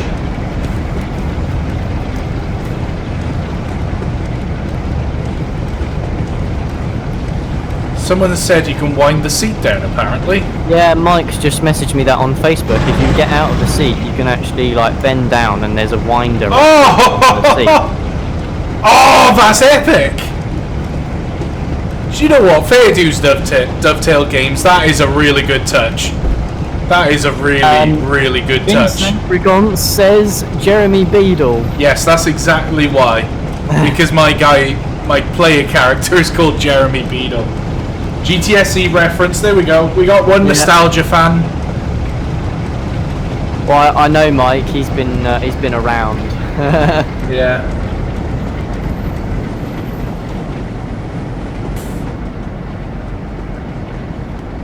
Oh, you were right. Around the exhaust, you've got the snow has melted on the top of the roof. Yeah. Oh, they've actually bothered with that. That's nice.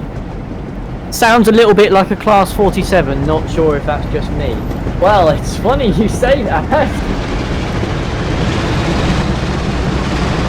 Oh, it sounds so good. For those uneducated people here, the engine that the Peaks have, the Peaks were built from 1960 to 1962. They have the Salter 12 LDA 28-B. What, James? I can't hear you over the sound of this fucking awesome engine. The 47, which was built from 1962 to 1968, has the Salter 12 LDA 28-C. Oh god. Hey, Joe is in the chat, look.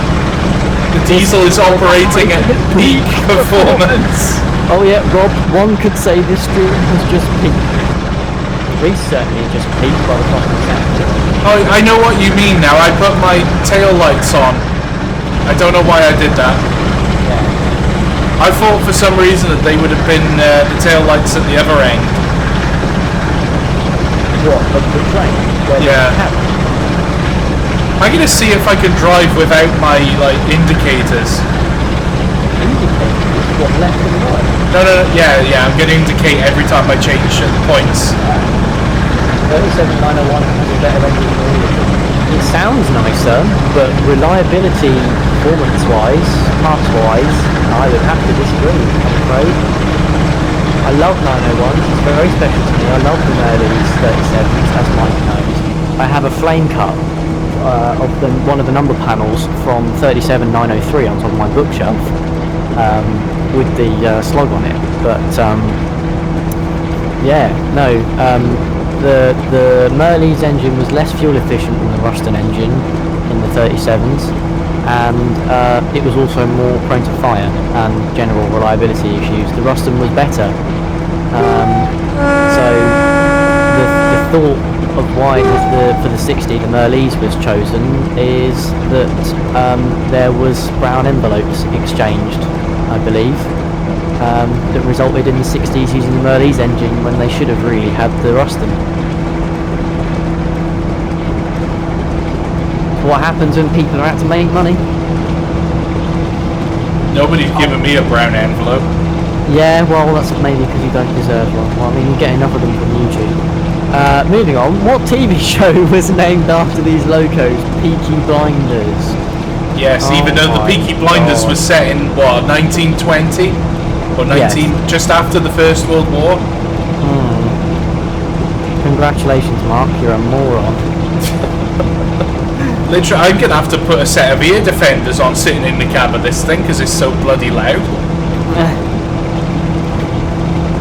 When I was at full throttle, I couldn't hear anything that you were saying, James. Well, it was alright because someone was saying that the engine sounded like a 47, kind of like it was a complaint. I was clarifying that there's a very good reason for that. Because they had the same engine. Well, literally, like the Peak had version B of the engine, and the 47 had version C of the engine. Yeah.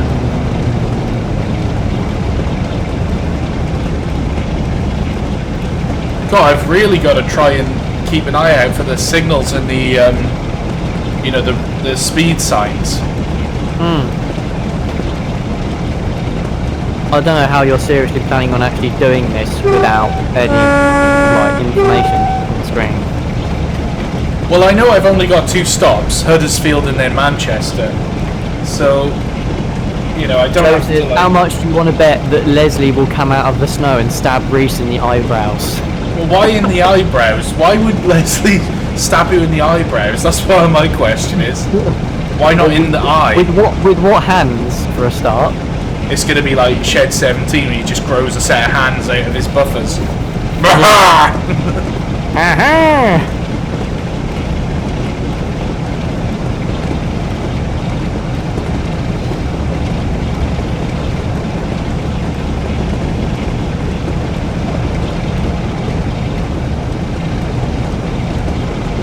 I imagine our passengers are in total darkness in this tunnel.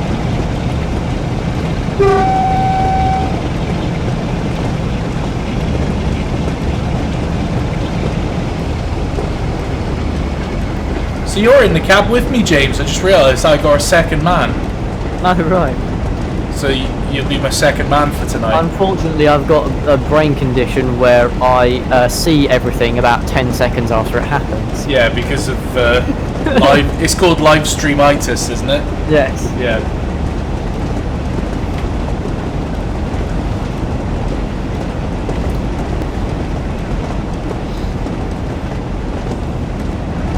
Oh God. When you get the chance, Reese, I've just sent you a meme. I'll have a look at it now.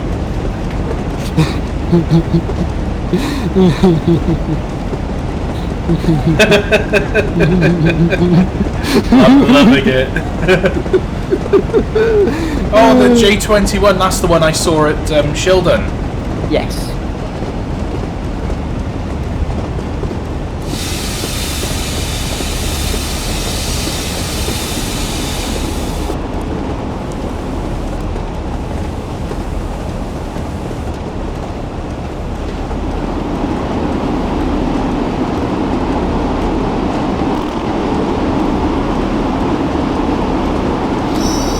I love the fact that you can like hear the difference in sound when the brake shoes are applied to the wheel.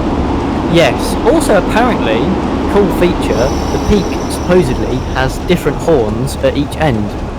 Does it? In TSW, yeah. That's I mean, cool. obviously all diesels had a separate set of horns at each end for anybody watching who wasn't sure.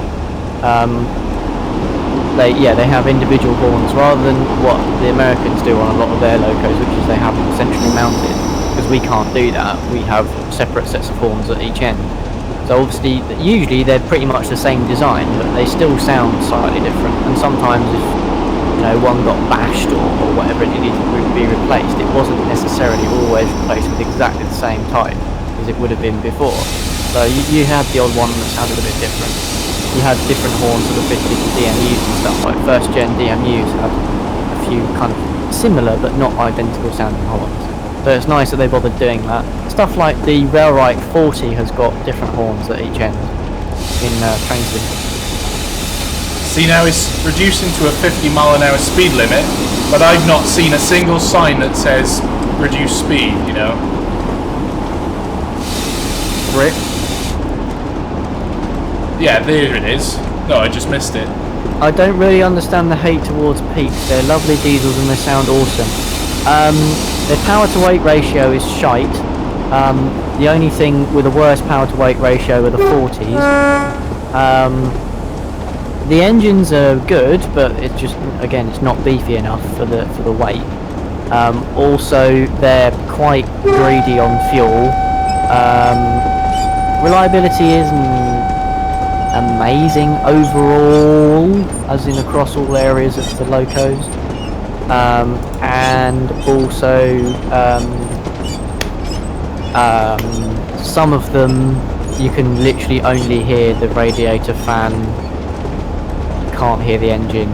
So as it's going along, all you can hear is from the fan, not any actual engine noise at all, which makes it quite boring. Yeah, for some reason my second man, i.e. you, just decided to apply the handbrake. Oh, sure. Not really sure what happened there.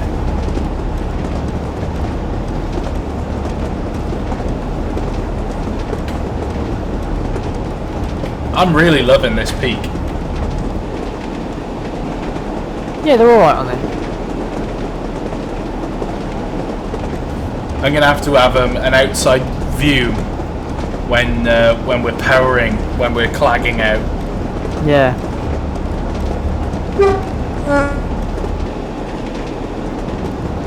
Because when it was at full tilt, it just sounded so badass. Oh, we still got 6 miles to go to Huddersfield.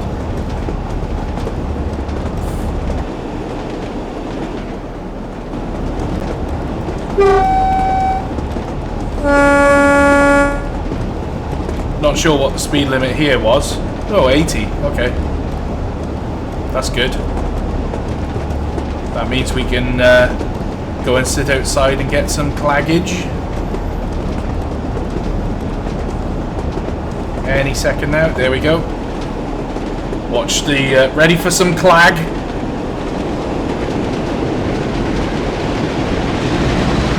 Celtic would have been better. Well, yes. We'll revert to this route with it.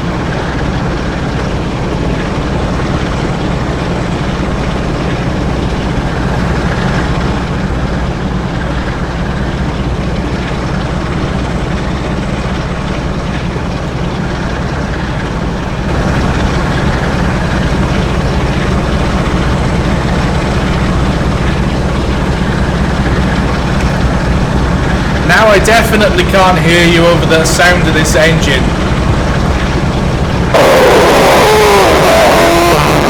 Literally that I only heard the top part of that. He's about to do it again, I can tell. Any moment. What's the Loco with the snake out? What? I can't hear you! Right, I'm gonna have to turn the volume down, I'm afraid. Right, volume mixer. James, can you speak now? Ah, of course, yeah. If Reese can't hear me, you can't hear me. Yeah, I just had to turn Train Sim World's volume down because I literally can't hear anything.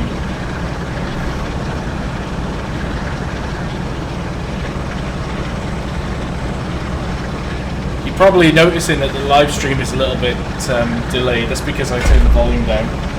Yeah.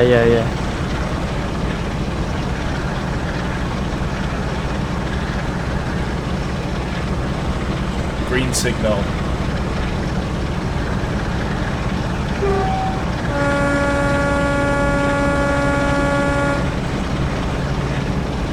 Oh, we just changed points. And we had to reduce speed there. Brakes gone. Dump the brakes.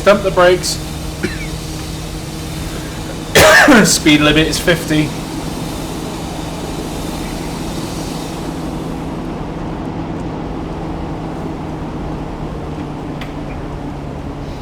Overcharge. Dump them again.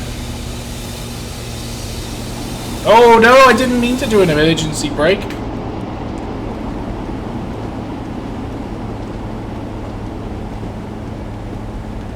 Literally, I didn't see one bloody thing for this reduced speed. Just realised as well is that I've called this live stream multiple units of glory, but you know now we're driving the peak. Yep. Perhaps I call this multiple units of glory dash peaky blinders. Yeah. Something. That works.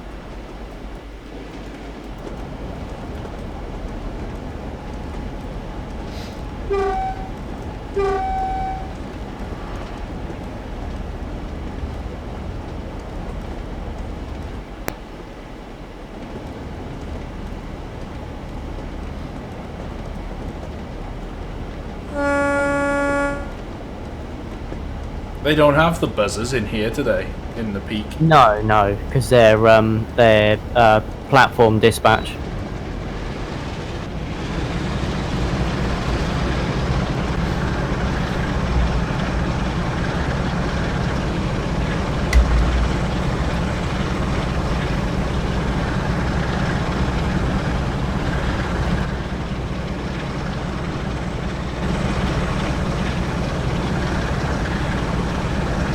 I think when we get to Huddersfield, we're going to have to get in the train and make sure that the train lights are on.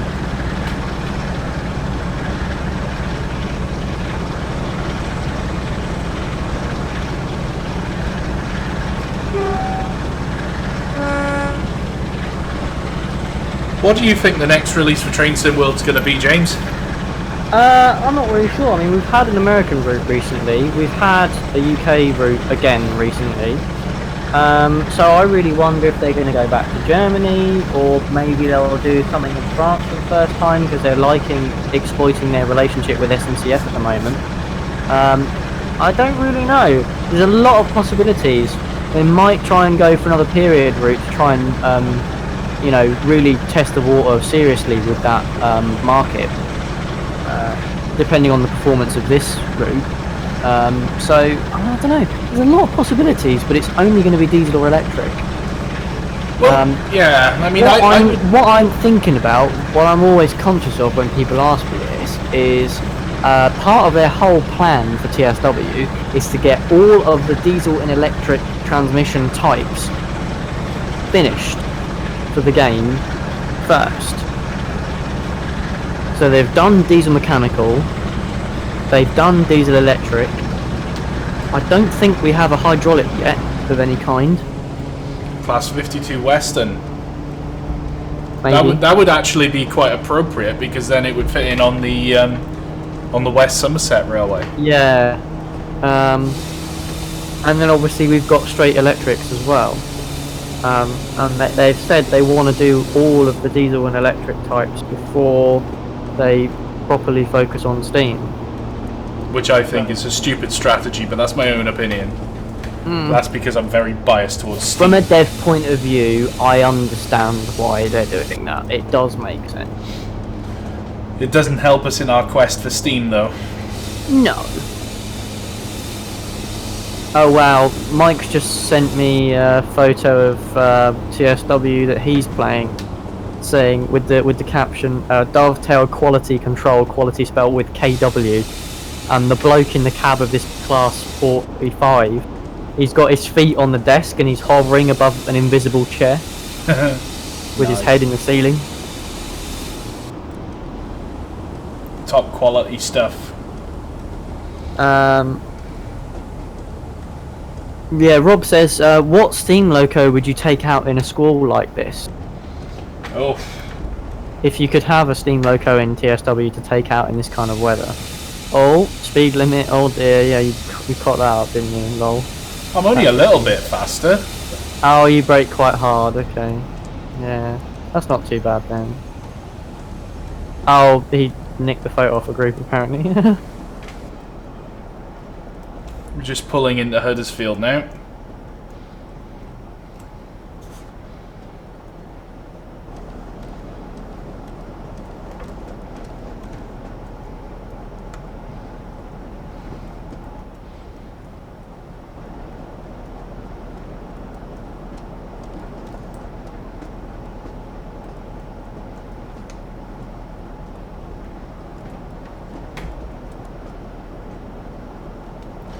Just pulling into the station.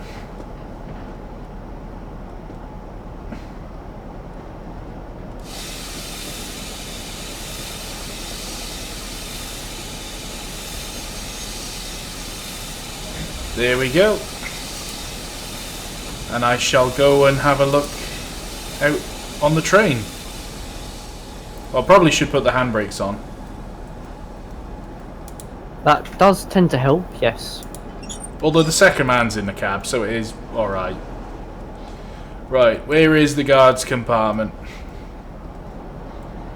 These Up are your pinhole. Mark II coaches. Ooh. Where's the buffet car? I bet there's no buffet car. Probably not. Or it's there, but the buffet's like an empty space. Get out the way! Get out the way, stupid people! Driver coming through. Oh no, it's a Mark 1. It's a BG. They've just stuck a BG on the end. Yeah, that was a thing, to be fair, because for a while there... Can't remember whether it was that there wasn't enough or that there wasn't any Mark II brake coaches. Well, it looks like the lights are on in the train, so passengers should be happy. Driver coming through, get out the way, stupid. Oh, fair enough. From Mike, he says no buffet included as prototypically they never had them. Oh, okay. That's interesting. I wouldn't want to be on a train without a buffet. Well, I mean, none of them have them these days. Well, most of them don't. Well, the Great Western ones do. Yeah, but I mean, you know, overall in the UK, very few do. Yeah. Although, to be fair, I don't actually know if the new sets do.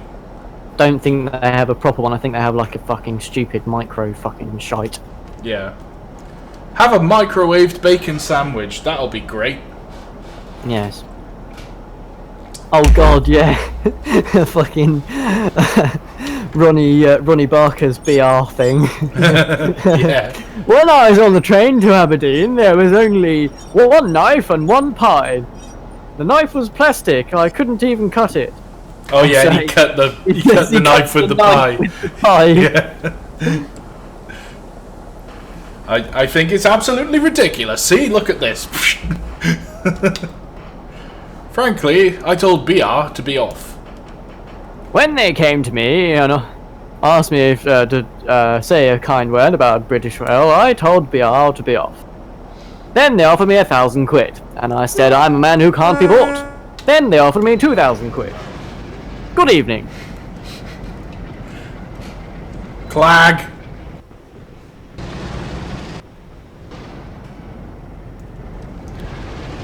I don't know what just happened then. Wheel slip protection or something? Oh, I think I just had wheel slip. I'm gonna have to look in the. I'm watching the street. Yeah, wheel slip. You'll get the orange light come on if you slip. Might be speeding as well. Whoops. Yeah, I think I saw just as you went back into the cab, the orange light was on and went out. 50-mile-an-hour speed limit now. Power, full power. It's Clagtastic time.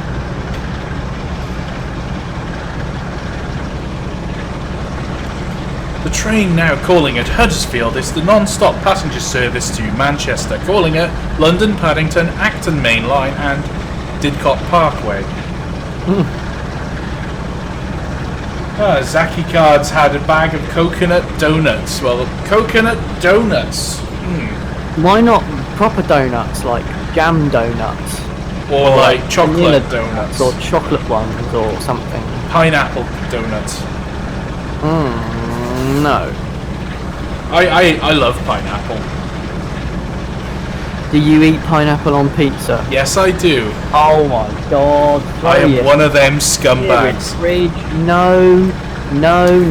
Oh, I've just been sent a picture of the quote-unquote standard buffet on the 800s, which is a trolley.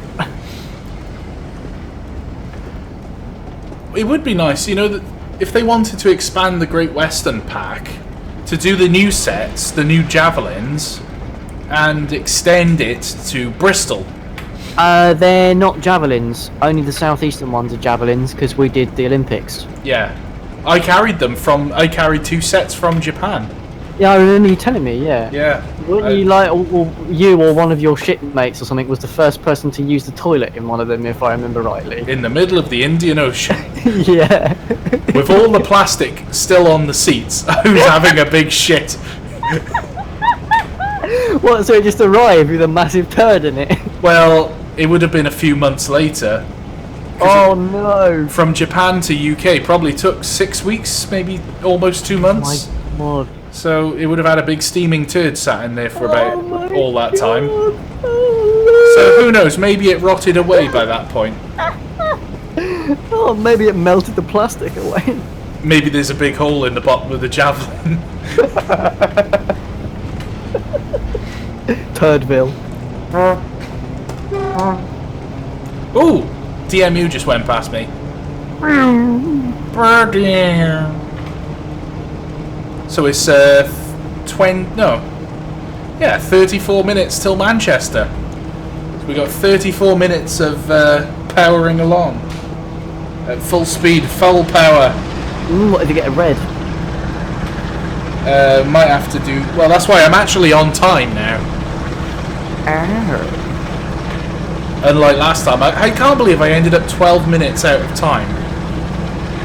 And I didn't even stop to take screenshots. I'm out of time.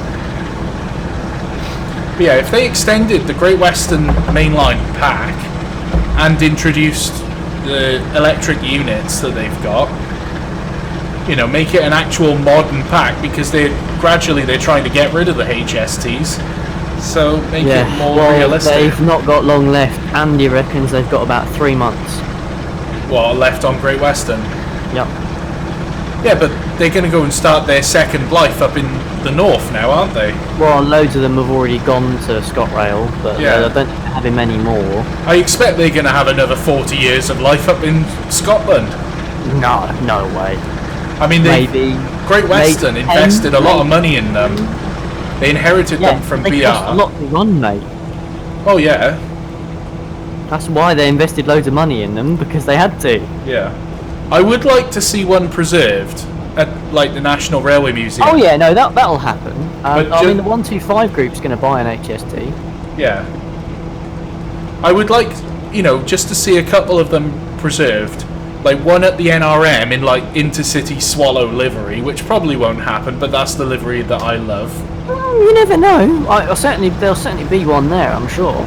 Don't know what livery it'll be in, but I imagine it'll be like BR blue and grey. Maybe. But Pendennis 800s, 801s, 802s are known as A trains.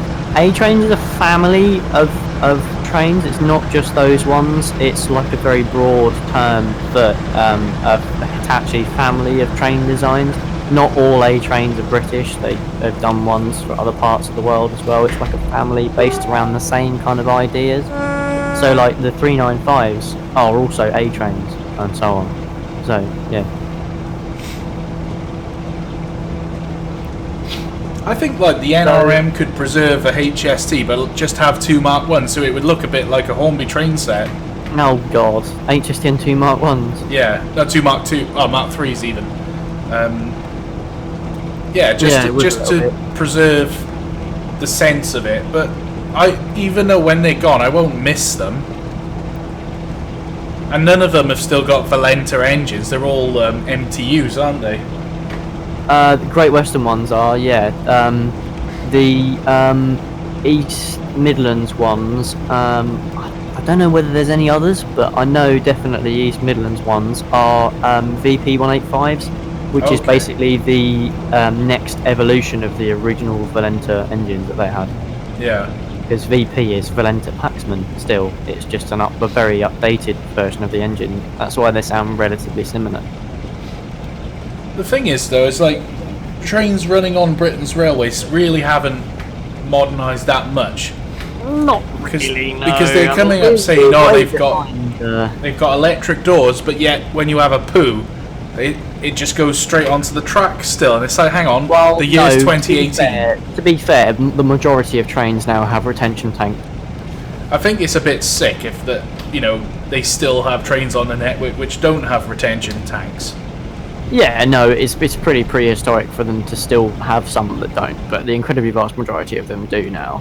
It's just like really old stock, like, the old Pacers and stuff like that. We built this Pacer from old bus parts. I love that song. It's so ridiculous, but so true. I might order a doner kebab wrap. Oh, God. Diabetes. We just.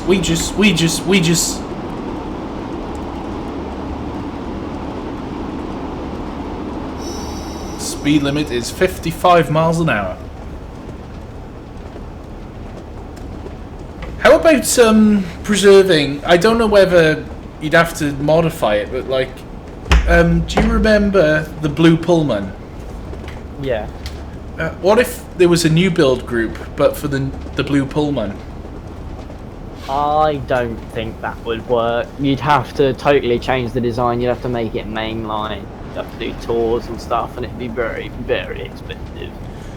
If you had, it would be one of those things that you would do if you just had a shitload of money to burn, I guess. Pretty much, yeah. If you're like a multi-millionaire, you're just like, yeah, I'll throw like 20 million at that. Yeah, no problem. Do you know what I've often thought about this? Is like a lot of people sort of criticise new build groups and say, oh, that money should go here and go there. But if someone who's just rich just turns around and says, I want this, then he could just have whatever he wants as long as not? Yeah, and the thing is, ultimately, it's up to whoever funds these new build groups to choose what they want to do with their money. Yeah. Like, it's all well and good saying, oh, well, I think that the money that's been spent on this new build is silly, it should be spent on something, this other idea instead. Well, yeah, but how can you guarantee that all of the people who gave that money would want to give money, and the same amount of money, or more, to your idea, instead of the one that they've actually given to? Yeah, exactly. And if they wouldn't do it, then can you guarantee that any other people would? You know, people pay for what they want. Exactly. So, you know, if you think something would be a better way of spending money, start the fucking project. Yeah. Or, you know, encourage that sentiment, that that's something that needs to be pursued, rather than saying, don't do that, that's stupid, because I think that you should do this instead. Don't say instead, just say as well. Yeah. It's an extra. If other people out there are as passionate as you about it, then you never know. They'll come to the project. I've always thought though, if I like won the lottery or something, I would commission either Didcot or the A1 Steam Trust or Pete Waterman's LNWR Works or Tysley, someone like that. I would commission them to build me a cathedral class. Or not Tysley, for sure. I do like, you know. I think the A1 Steam Trust would be a good one to choose, but of course they might be prioritising their own projects. Well, I mean, they just hire a load of dedicated staff for it, though. Yeah. But like my personal thing, I would probably go with like a combo of LNWR and Icons of Sting. It would be amazing to see a cathedral class built for mainline operation. The only thing that sort of concerns me with that idea, it's a great idea in principle, but because none were ever actually made it out of the workshop, would it actually be approved to run on the main line? Oh yeah. The concept never actually got proved. All it's got, it's exactly like anything new that gets built of any kind. So long as it meets the requirements, it passes the test, and it's eligible for certification, there's no problem. It doesn't matter that it's a steam loco that was kind of, you know, scribbled on the back of a fag packet, you know, 80 years ago. That's fine. But what I mean is, like with Tornado, they got around the fact that they didn't have to put big yellow warning things on the ends because it was a historic design. That's not needed now anyway, because they superseded the requirement for that with the requirement for appropriate power LED lighting. So that's why there's new trains coming in now that don't have yellow ends, because they've got the correct standard of lighting on the front. Yeah. I mean, so the big yellow end is a little bit pointless, really, anyway. Well, I mean was, maybe, I guess. But, I can understand, like, in the 80s where lighting... It was the done thing for a reason. Yeah, like, in the 80s where lights were really crap.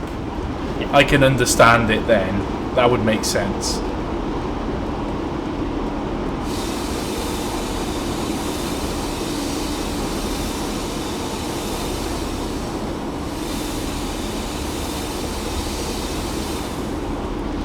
Oh, there's a bit where it slowed down to 45 mile an hour and then straight away it's back up to bloody 60. Gives you an excuse to start back up again, doesn't it? Power! Flagtastic.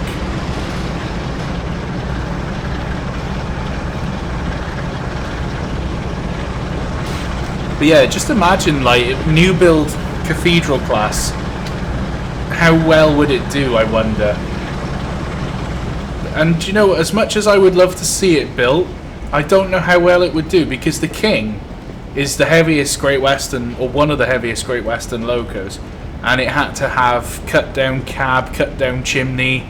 The cylinders had to be remade because they were too wide for the national network.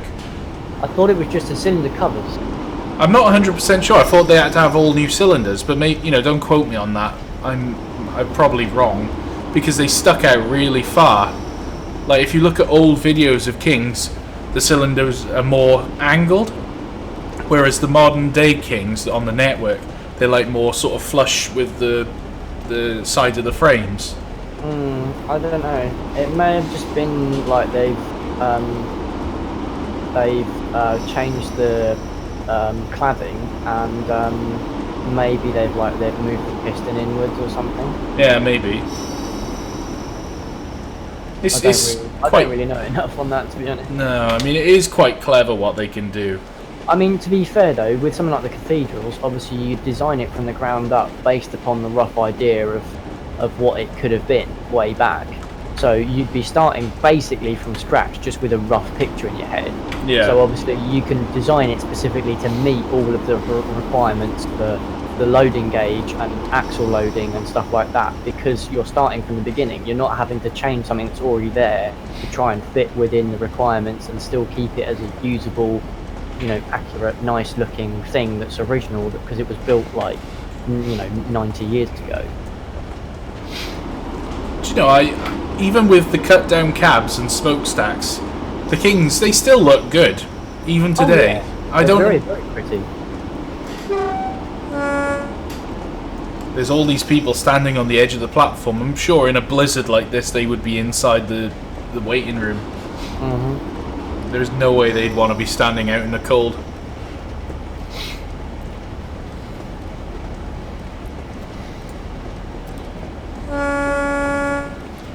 Burp.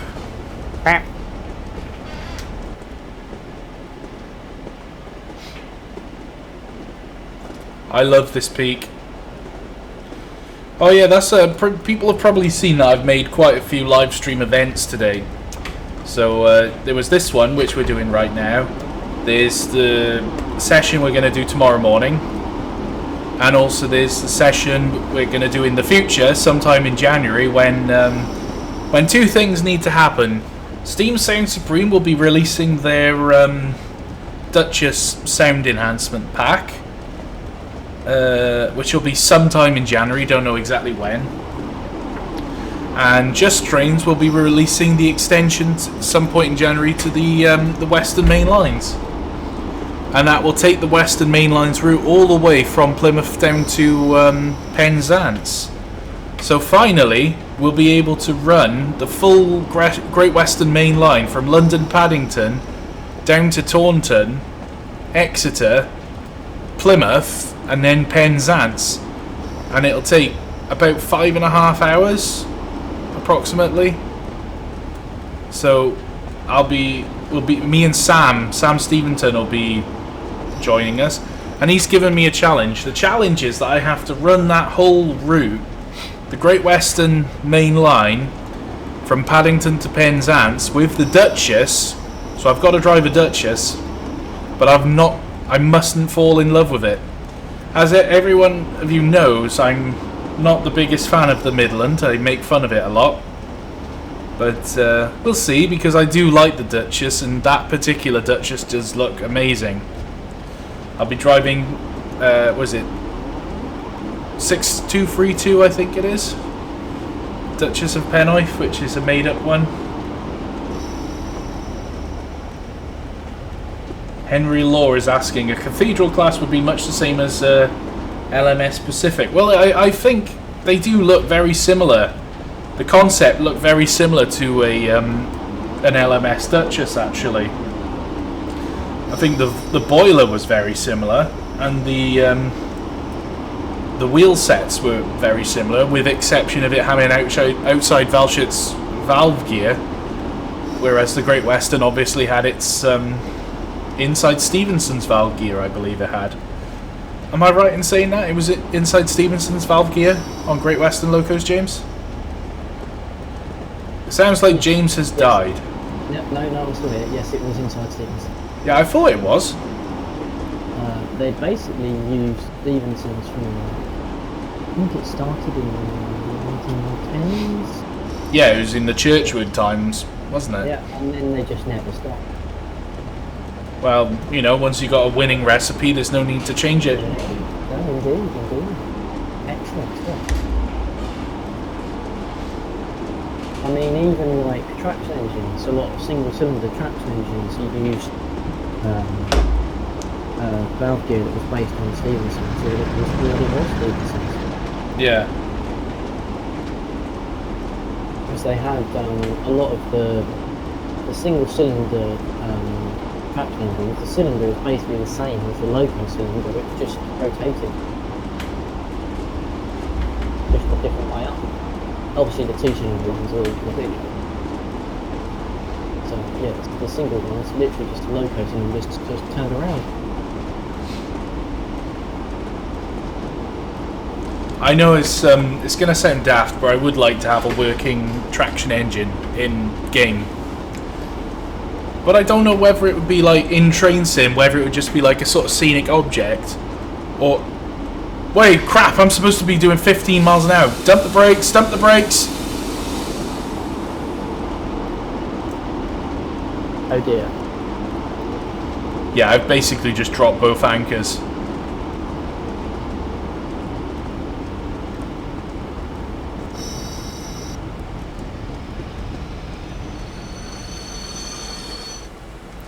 Yeah, I basically just did an emergency stop there. Well, we're going to have to call the RAIB.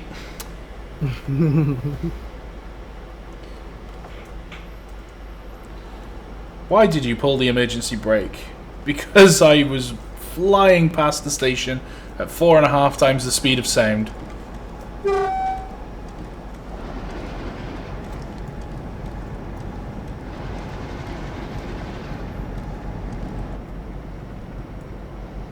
We're not supposed to stop here, wherever this is.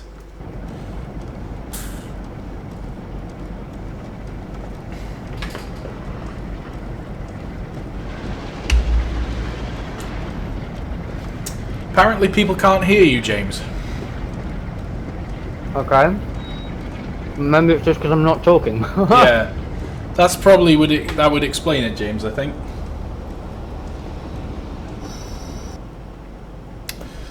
I've probably not chosen the best weather to sort of broadcast this route, but to be honest, I've enjoyed it. I like driving. I like driving in challenging weather conditions.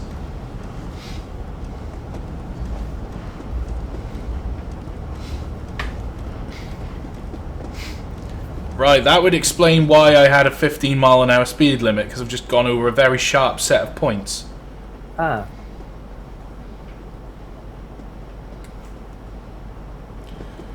For those people wondering, I will be putting lots of screenshots up in AWP on the Facebook group, so head on over there. The link is in the description below if you want to join the Angry Welshman Productions Facebook group. And while you're at it, don't forget to subscribe to Problem Productions and join their Facebook group too. But the link is not in the description. I can't join my Facebook group because it's only for people who support me on Patreon. So yeah, that would be nice if you supported me on Patreon, but you don't have to. No one does anyway, so you know, well, very few people do. I think only one person does now. Yeah, one patron. Because I'm shit, so... Yeah. Well, I was just going to say, I'm afraid it won't be me because I don't support anyone on Patreon anymore. I know. I've been stung by that before, so, yeah. Made a stupid mistake with that. Yep. Yeah, you can, however, like my page on Facebook, which is Problem Productions, obviously. So when I do kind of uploads and whatever, they all get posted on there and shared in AWP, of course, because, you know, Greece lets me shamelessly plug myself. Yeah, I'm quite surprised that James Ellison hasn't joined us this evening. He's normally the first one to be here. Well, I was helping out with the Polar Express at my railroad. I don't know why he has to sound like that. Was he driving the Polar Express? What's the name of that guy that I'm thinking of? Whose voice gets mocked quite a lot, who's like American, and he like talks like this. I have no idea. Man. I'm not even sure myself. Sir Liv is asking, is it possible to crash in Train Sim World? I can't it is, remember. But it's not very interesting. No, I think I tried crashing before and it just didn't really, like, it was just a spectacular failure rather than anything just else. sort of like, oh, you crashed. Oh. You know, I mean, if you're making a simulator, you should make, you know, crash simulations as well. We had this conversation before. Yeah, we did, didn't we? Yeah. Their brands represented in the game won't want it to be possible for their brands to be like put up on social medias, like having crashed or whatever. Especially with realistic looking screenshots or video of it happening. Yeah. Because all you need is one moron to post a story pretending that it's real and it will go crazy. Well, yeah, that's true.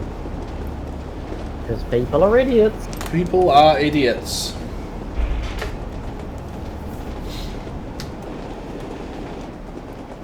Well, I would say that we've seen this route, but we've not really seen a lot because it's just been blizzardy snow. Yeah.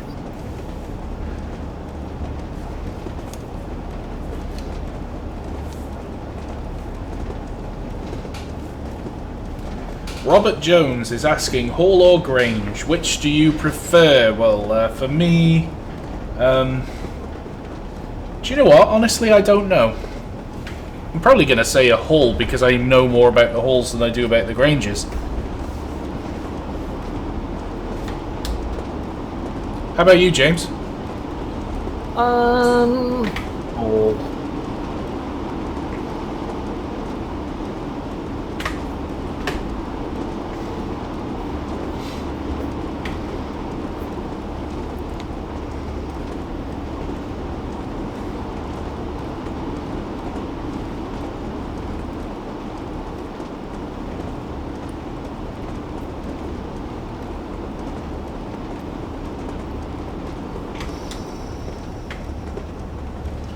The Grange.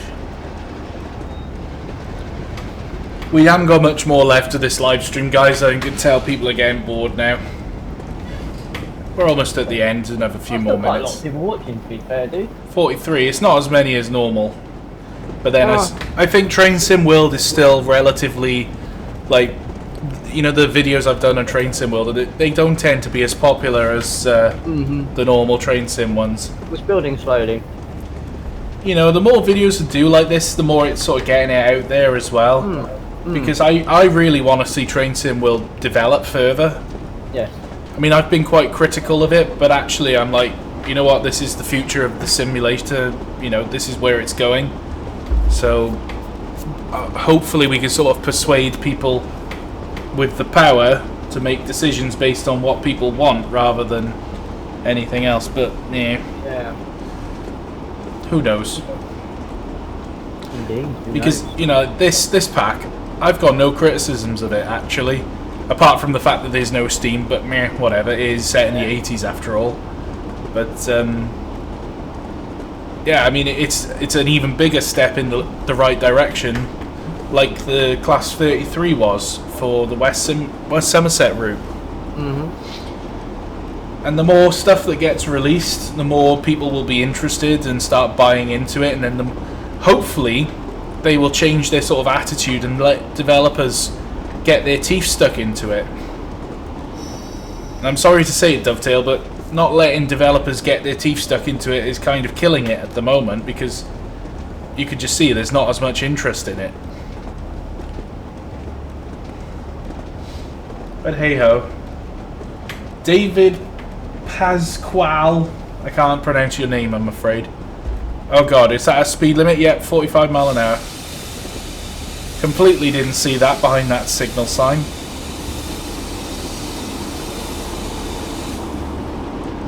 He said, have I heard about the Project Pania from Victory Works? Yes, I have.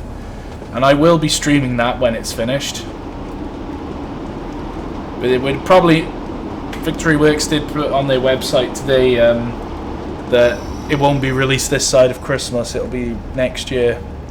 But don't worry, I will definitely be doing probably a few live streams of Panias. You know, because they're probably my favourite type of Loco.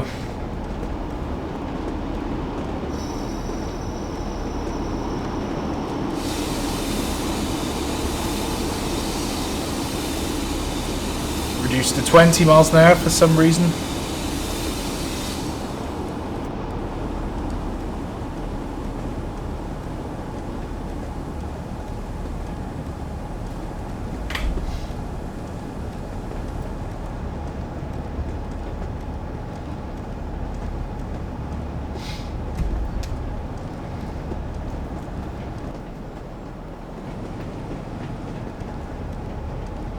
Why are we down to 20 miles an hour? And it went straight back up to 50. Carlo.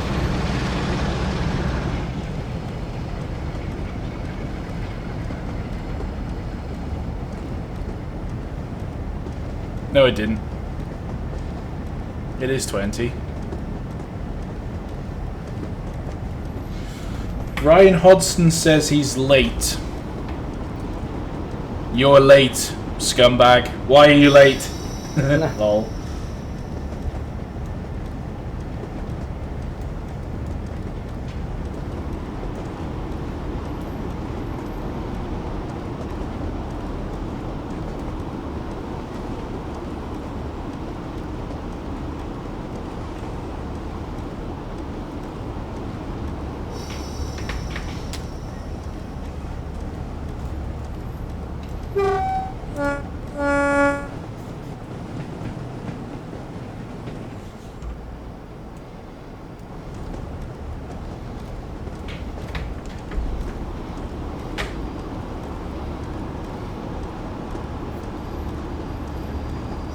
Yeah, Diffen's GWR is asking, why am I on time if I'm replicating British Railways?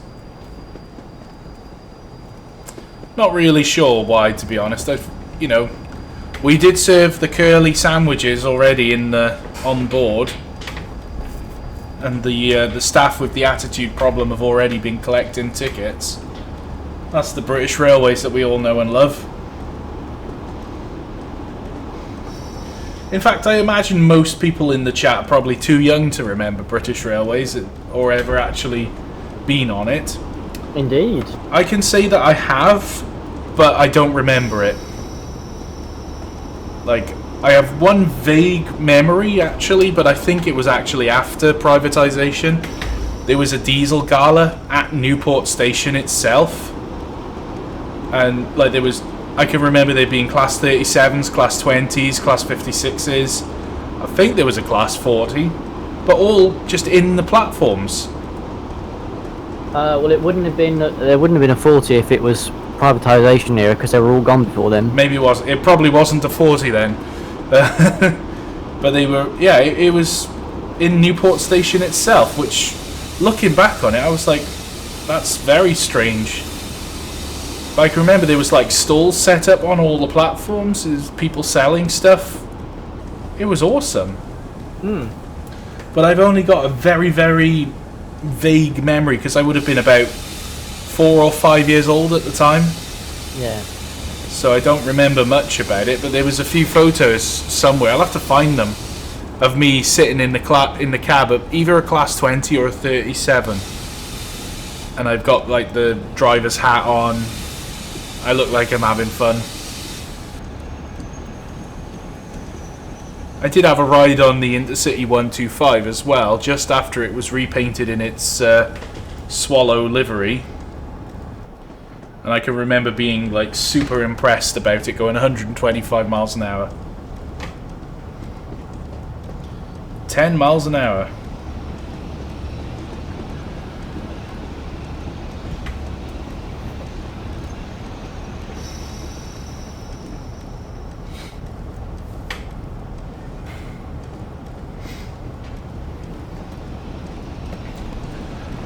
Alright then, chaps, we're just making our final approach into Manchester.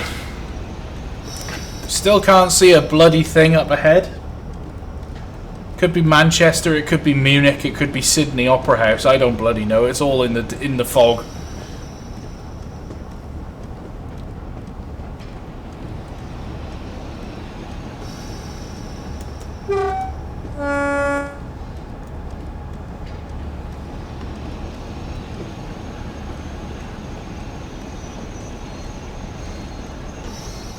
Oh, that looks like a platform on our right hand side.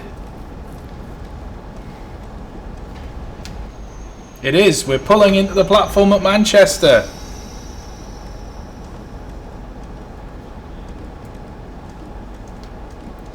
Finally, I can turn these wipers off.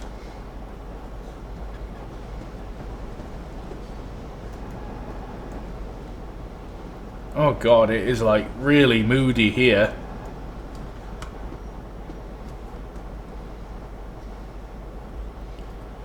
Pulling into platform 14 and it is foggy as shit.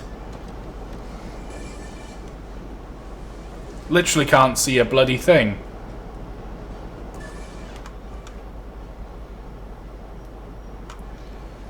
God, that fog is really thick. And that guy doesn't care about the snow. He's out in his normal summer clothes. He's like, I'm not going to let any sort of snow upset my travel. We're almost at the stopping point.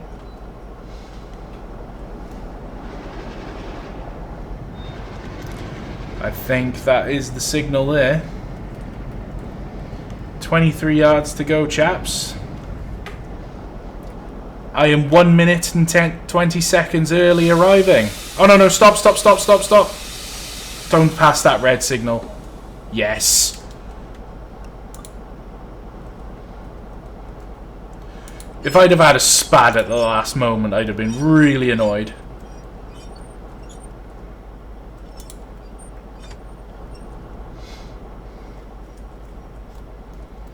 Look at that. We've made it. So that is Leeds to Manchester and back. I hope you've enjoyed it. It's been quite fun driving through the snow. I thought it'd be a bit appropriate to drive through the snow. There we go. The scenario is complete. Okay, apparently I need to clean up my Discord. Yeah, alright, I'll have a look at that. So for the people watching the live stream, thank you very much for watching. I hope you've enjoyed it. If you haven't bought this, the link is in the description below. It is the Trans-Pennine Express. It's available now on Steam. $24.99 I believe it is to buy. I would wait for the sales if you haven't already gone and done the pre-order, because you get 10% off if you pre-order. And they normally put it in the sales at some point. So yeah, it is quite good. Hello. I'm back. Where have you been? My PC took a shit. Oh, okay. Well, I was just winding up the live stream, so you've made it back just in time to say goodbye. Excellent. Hello, goodbye. Hello, goodbye. Hello, hello. Oh, I don't know why you say goodbye. I say hello. Alrighty. Okay, so goodbye everybody, and remember tomorrow morning we're live streaming on the Eswaith and Tipton Railway. I'll be running with the Duke Dog, a round trip on as part of the Winter Gala. Yeah, so thanks for watching. Bye bye everybody. Bye. Bye.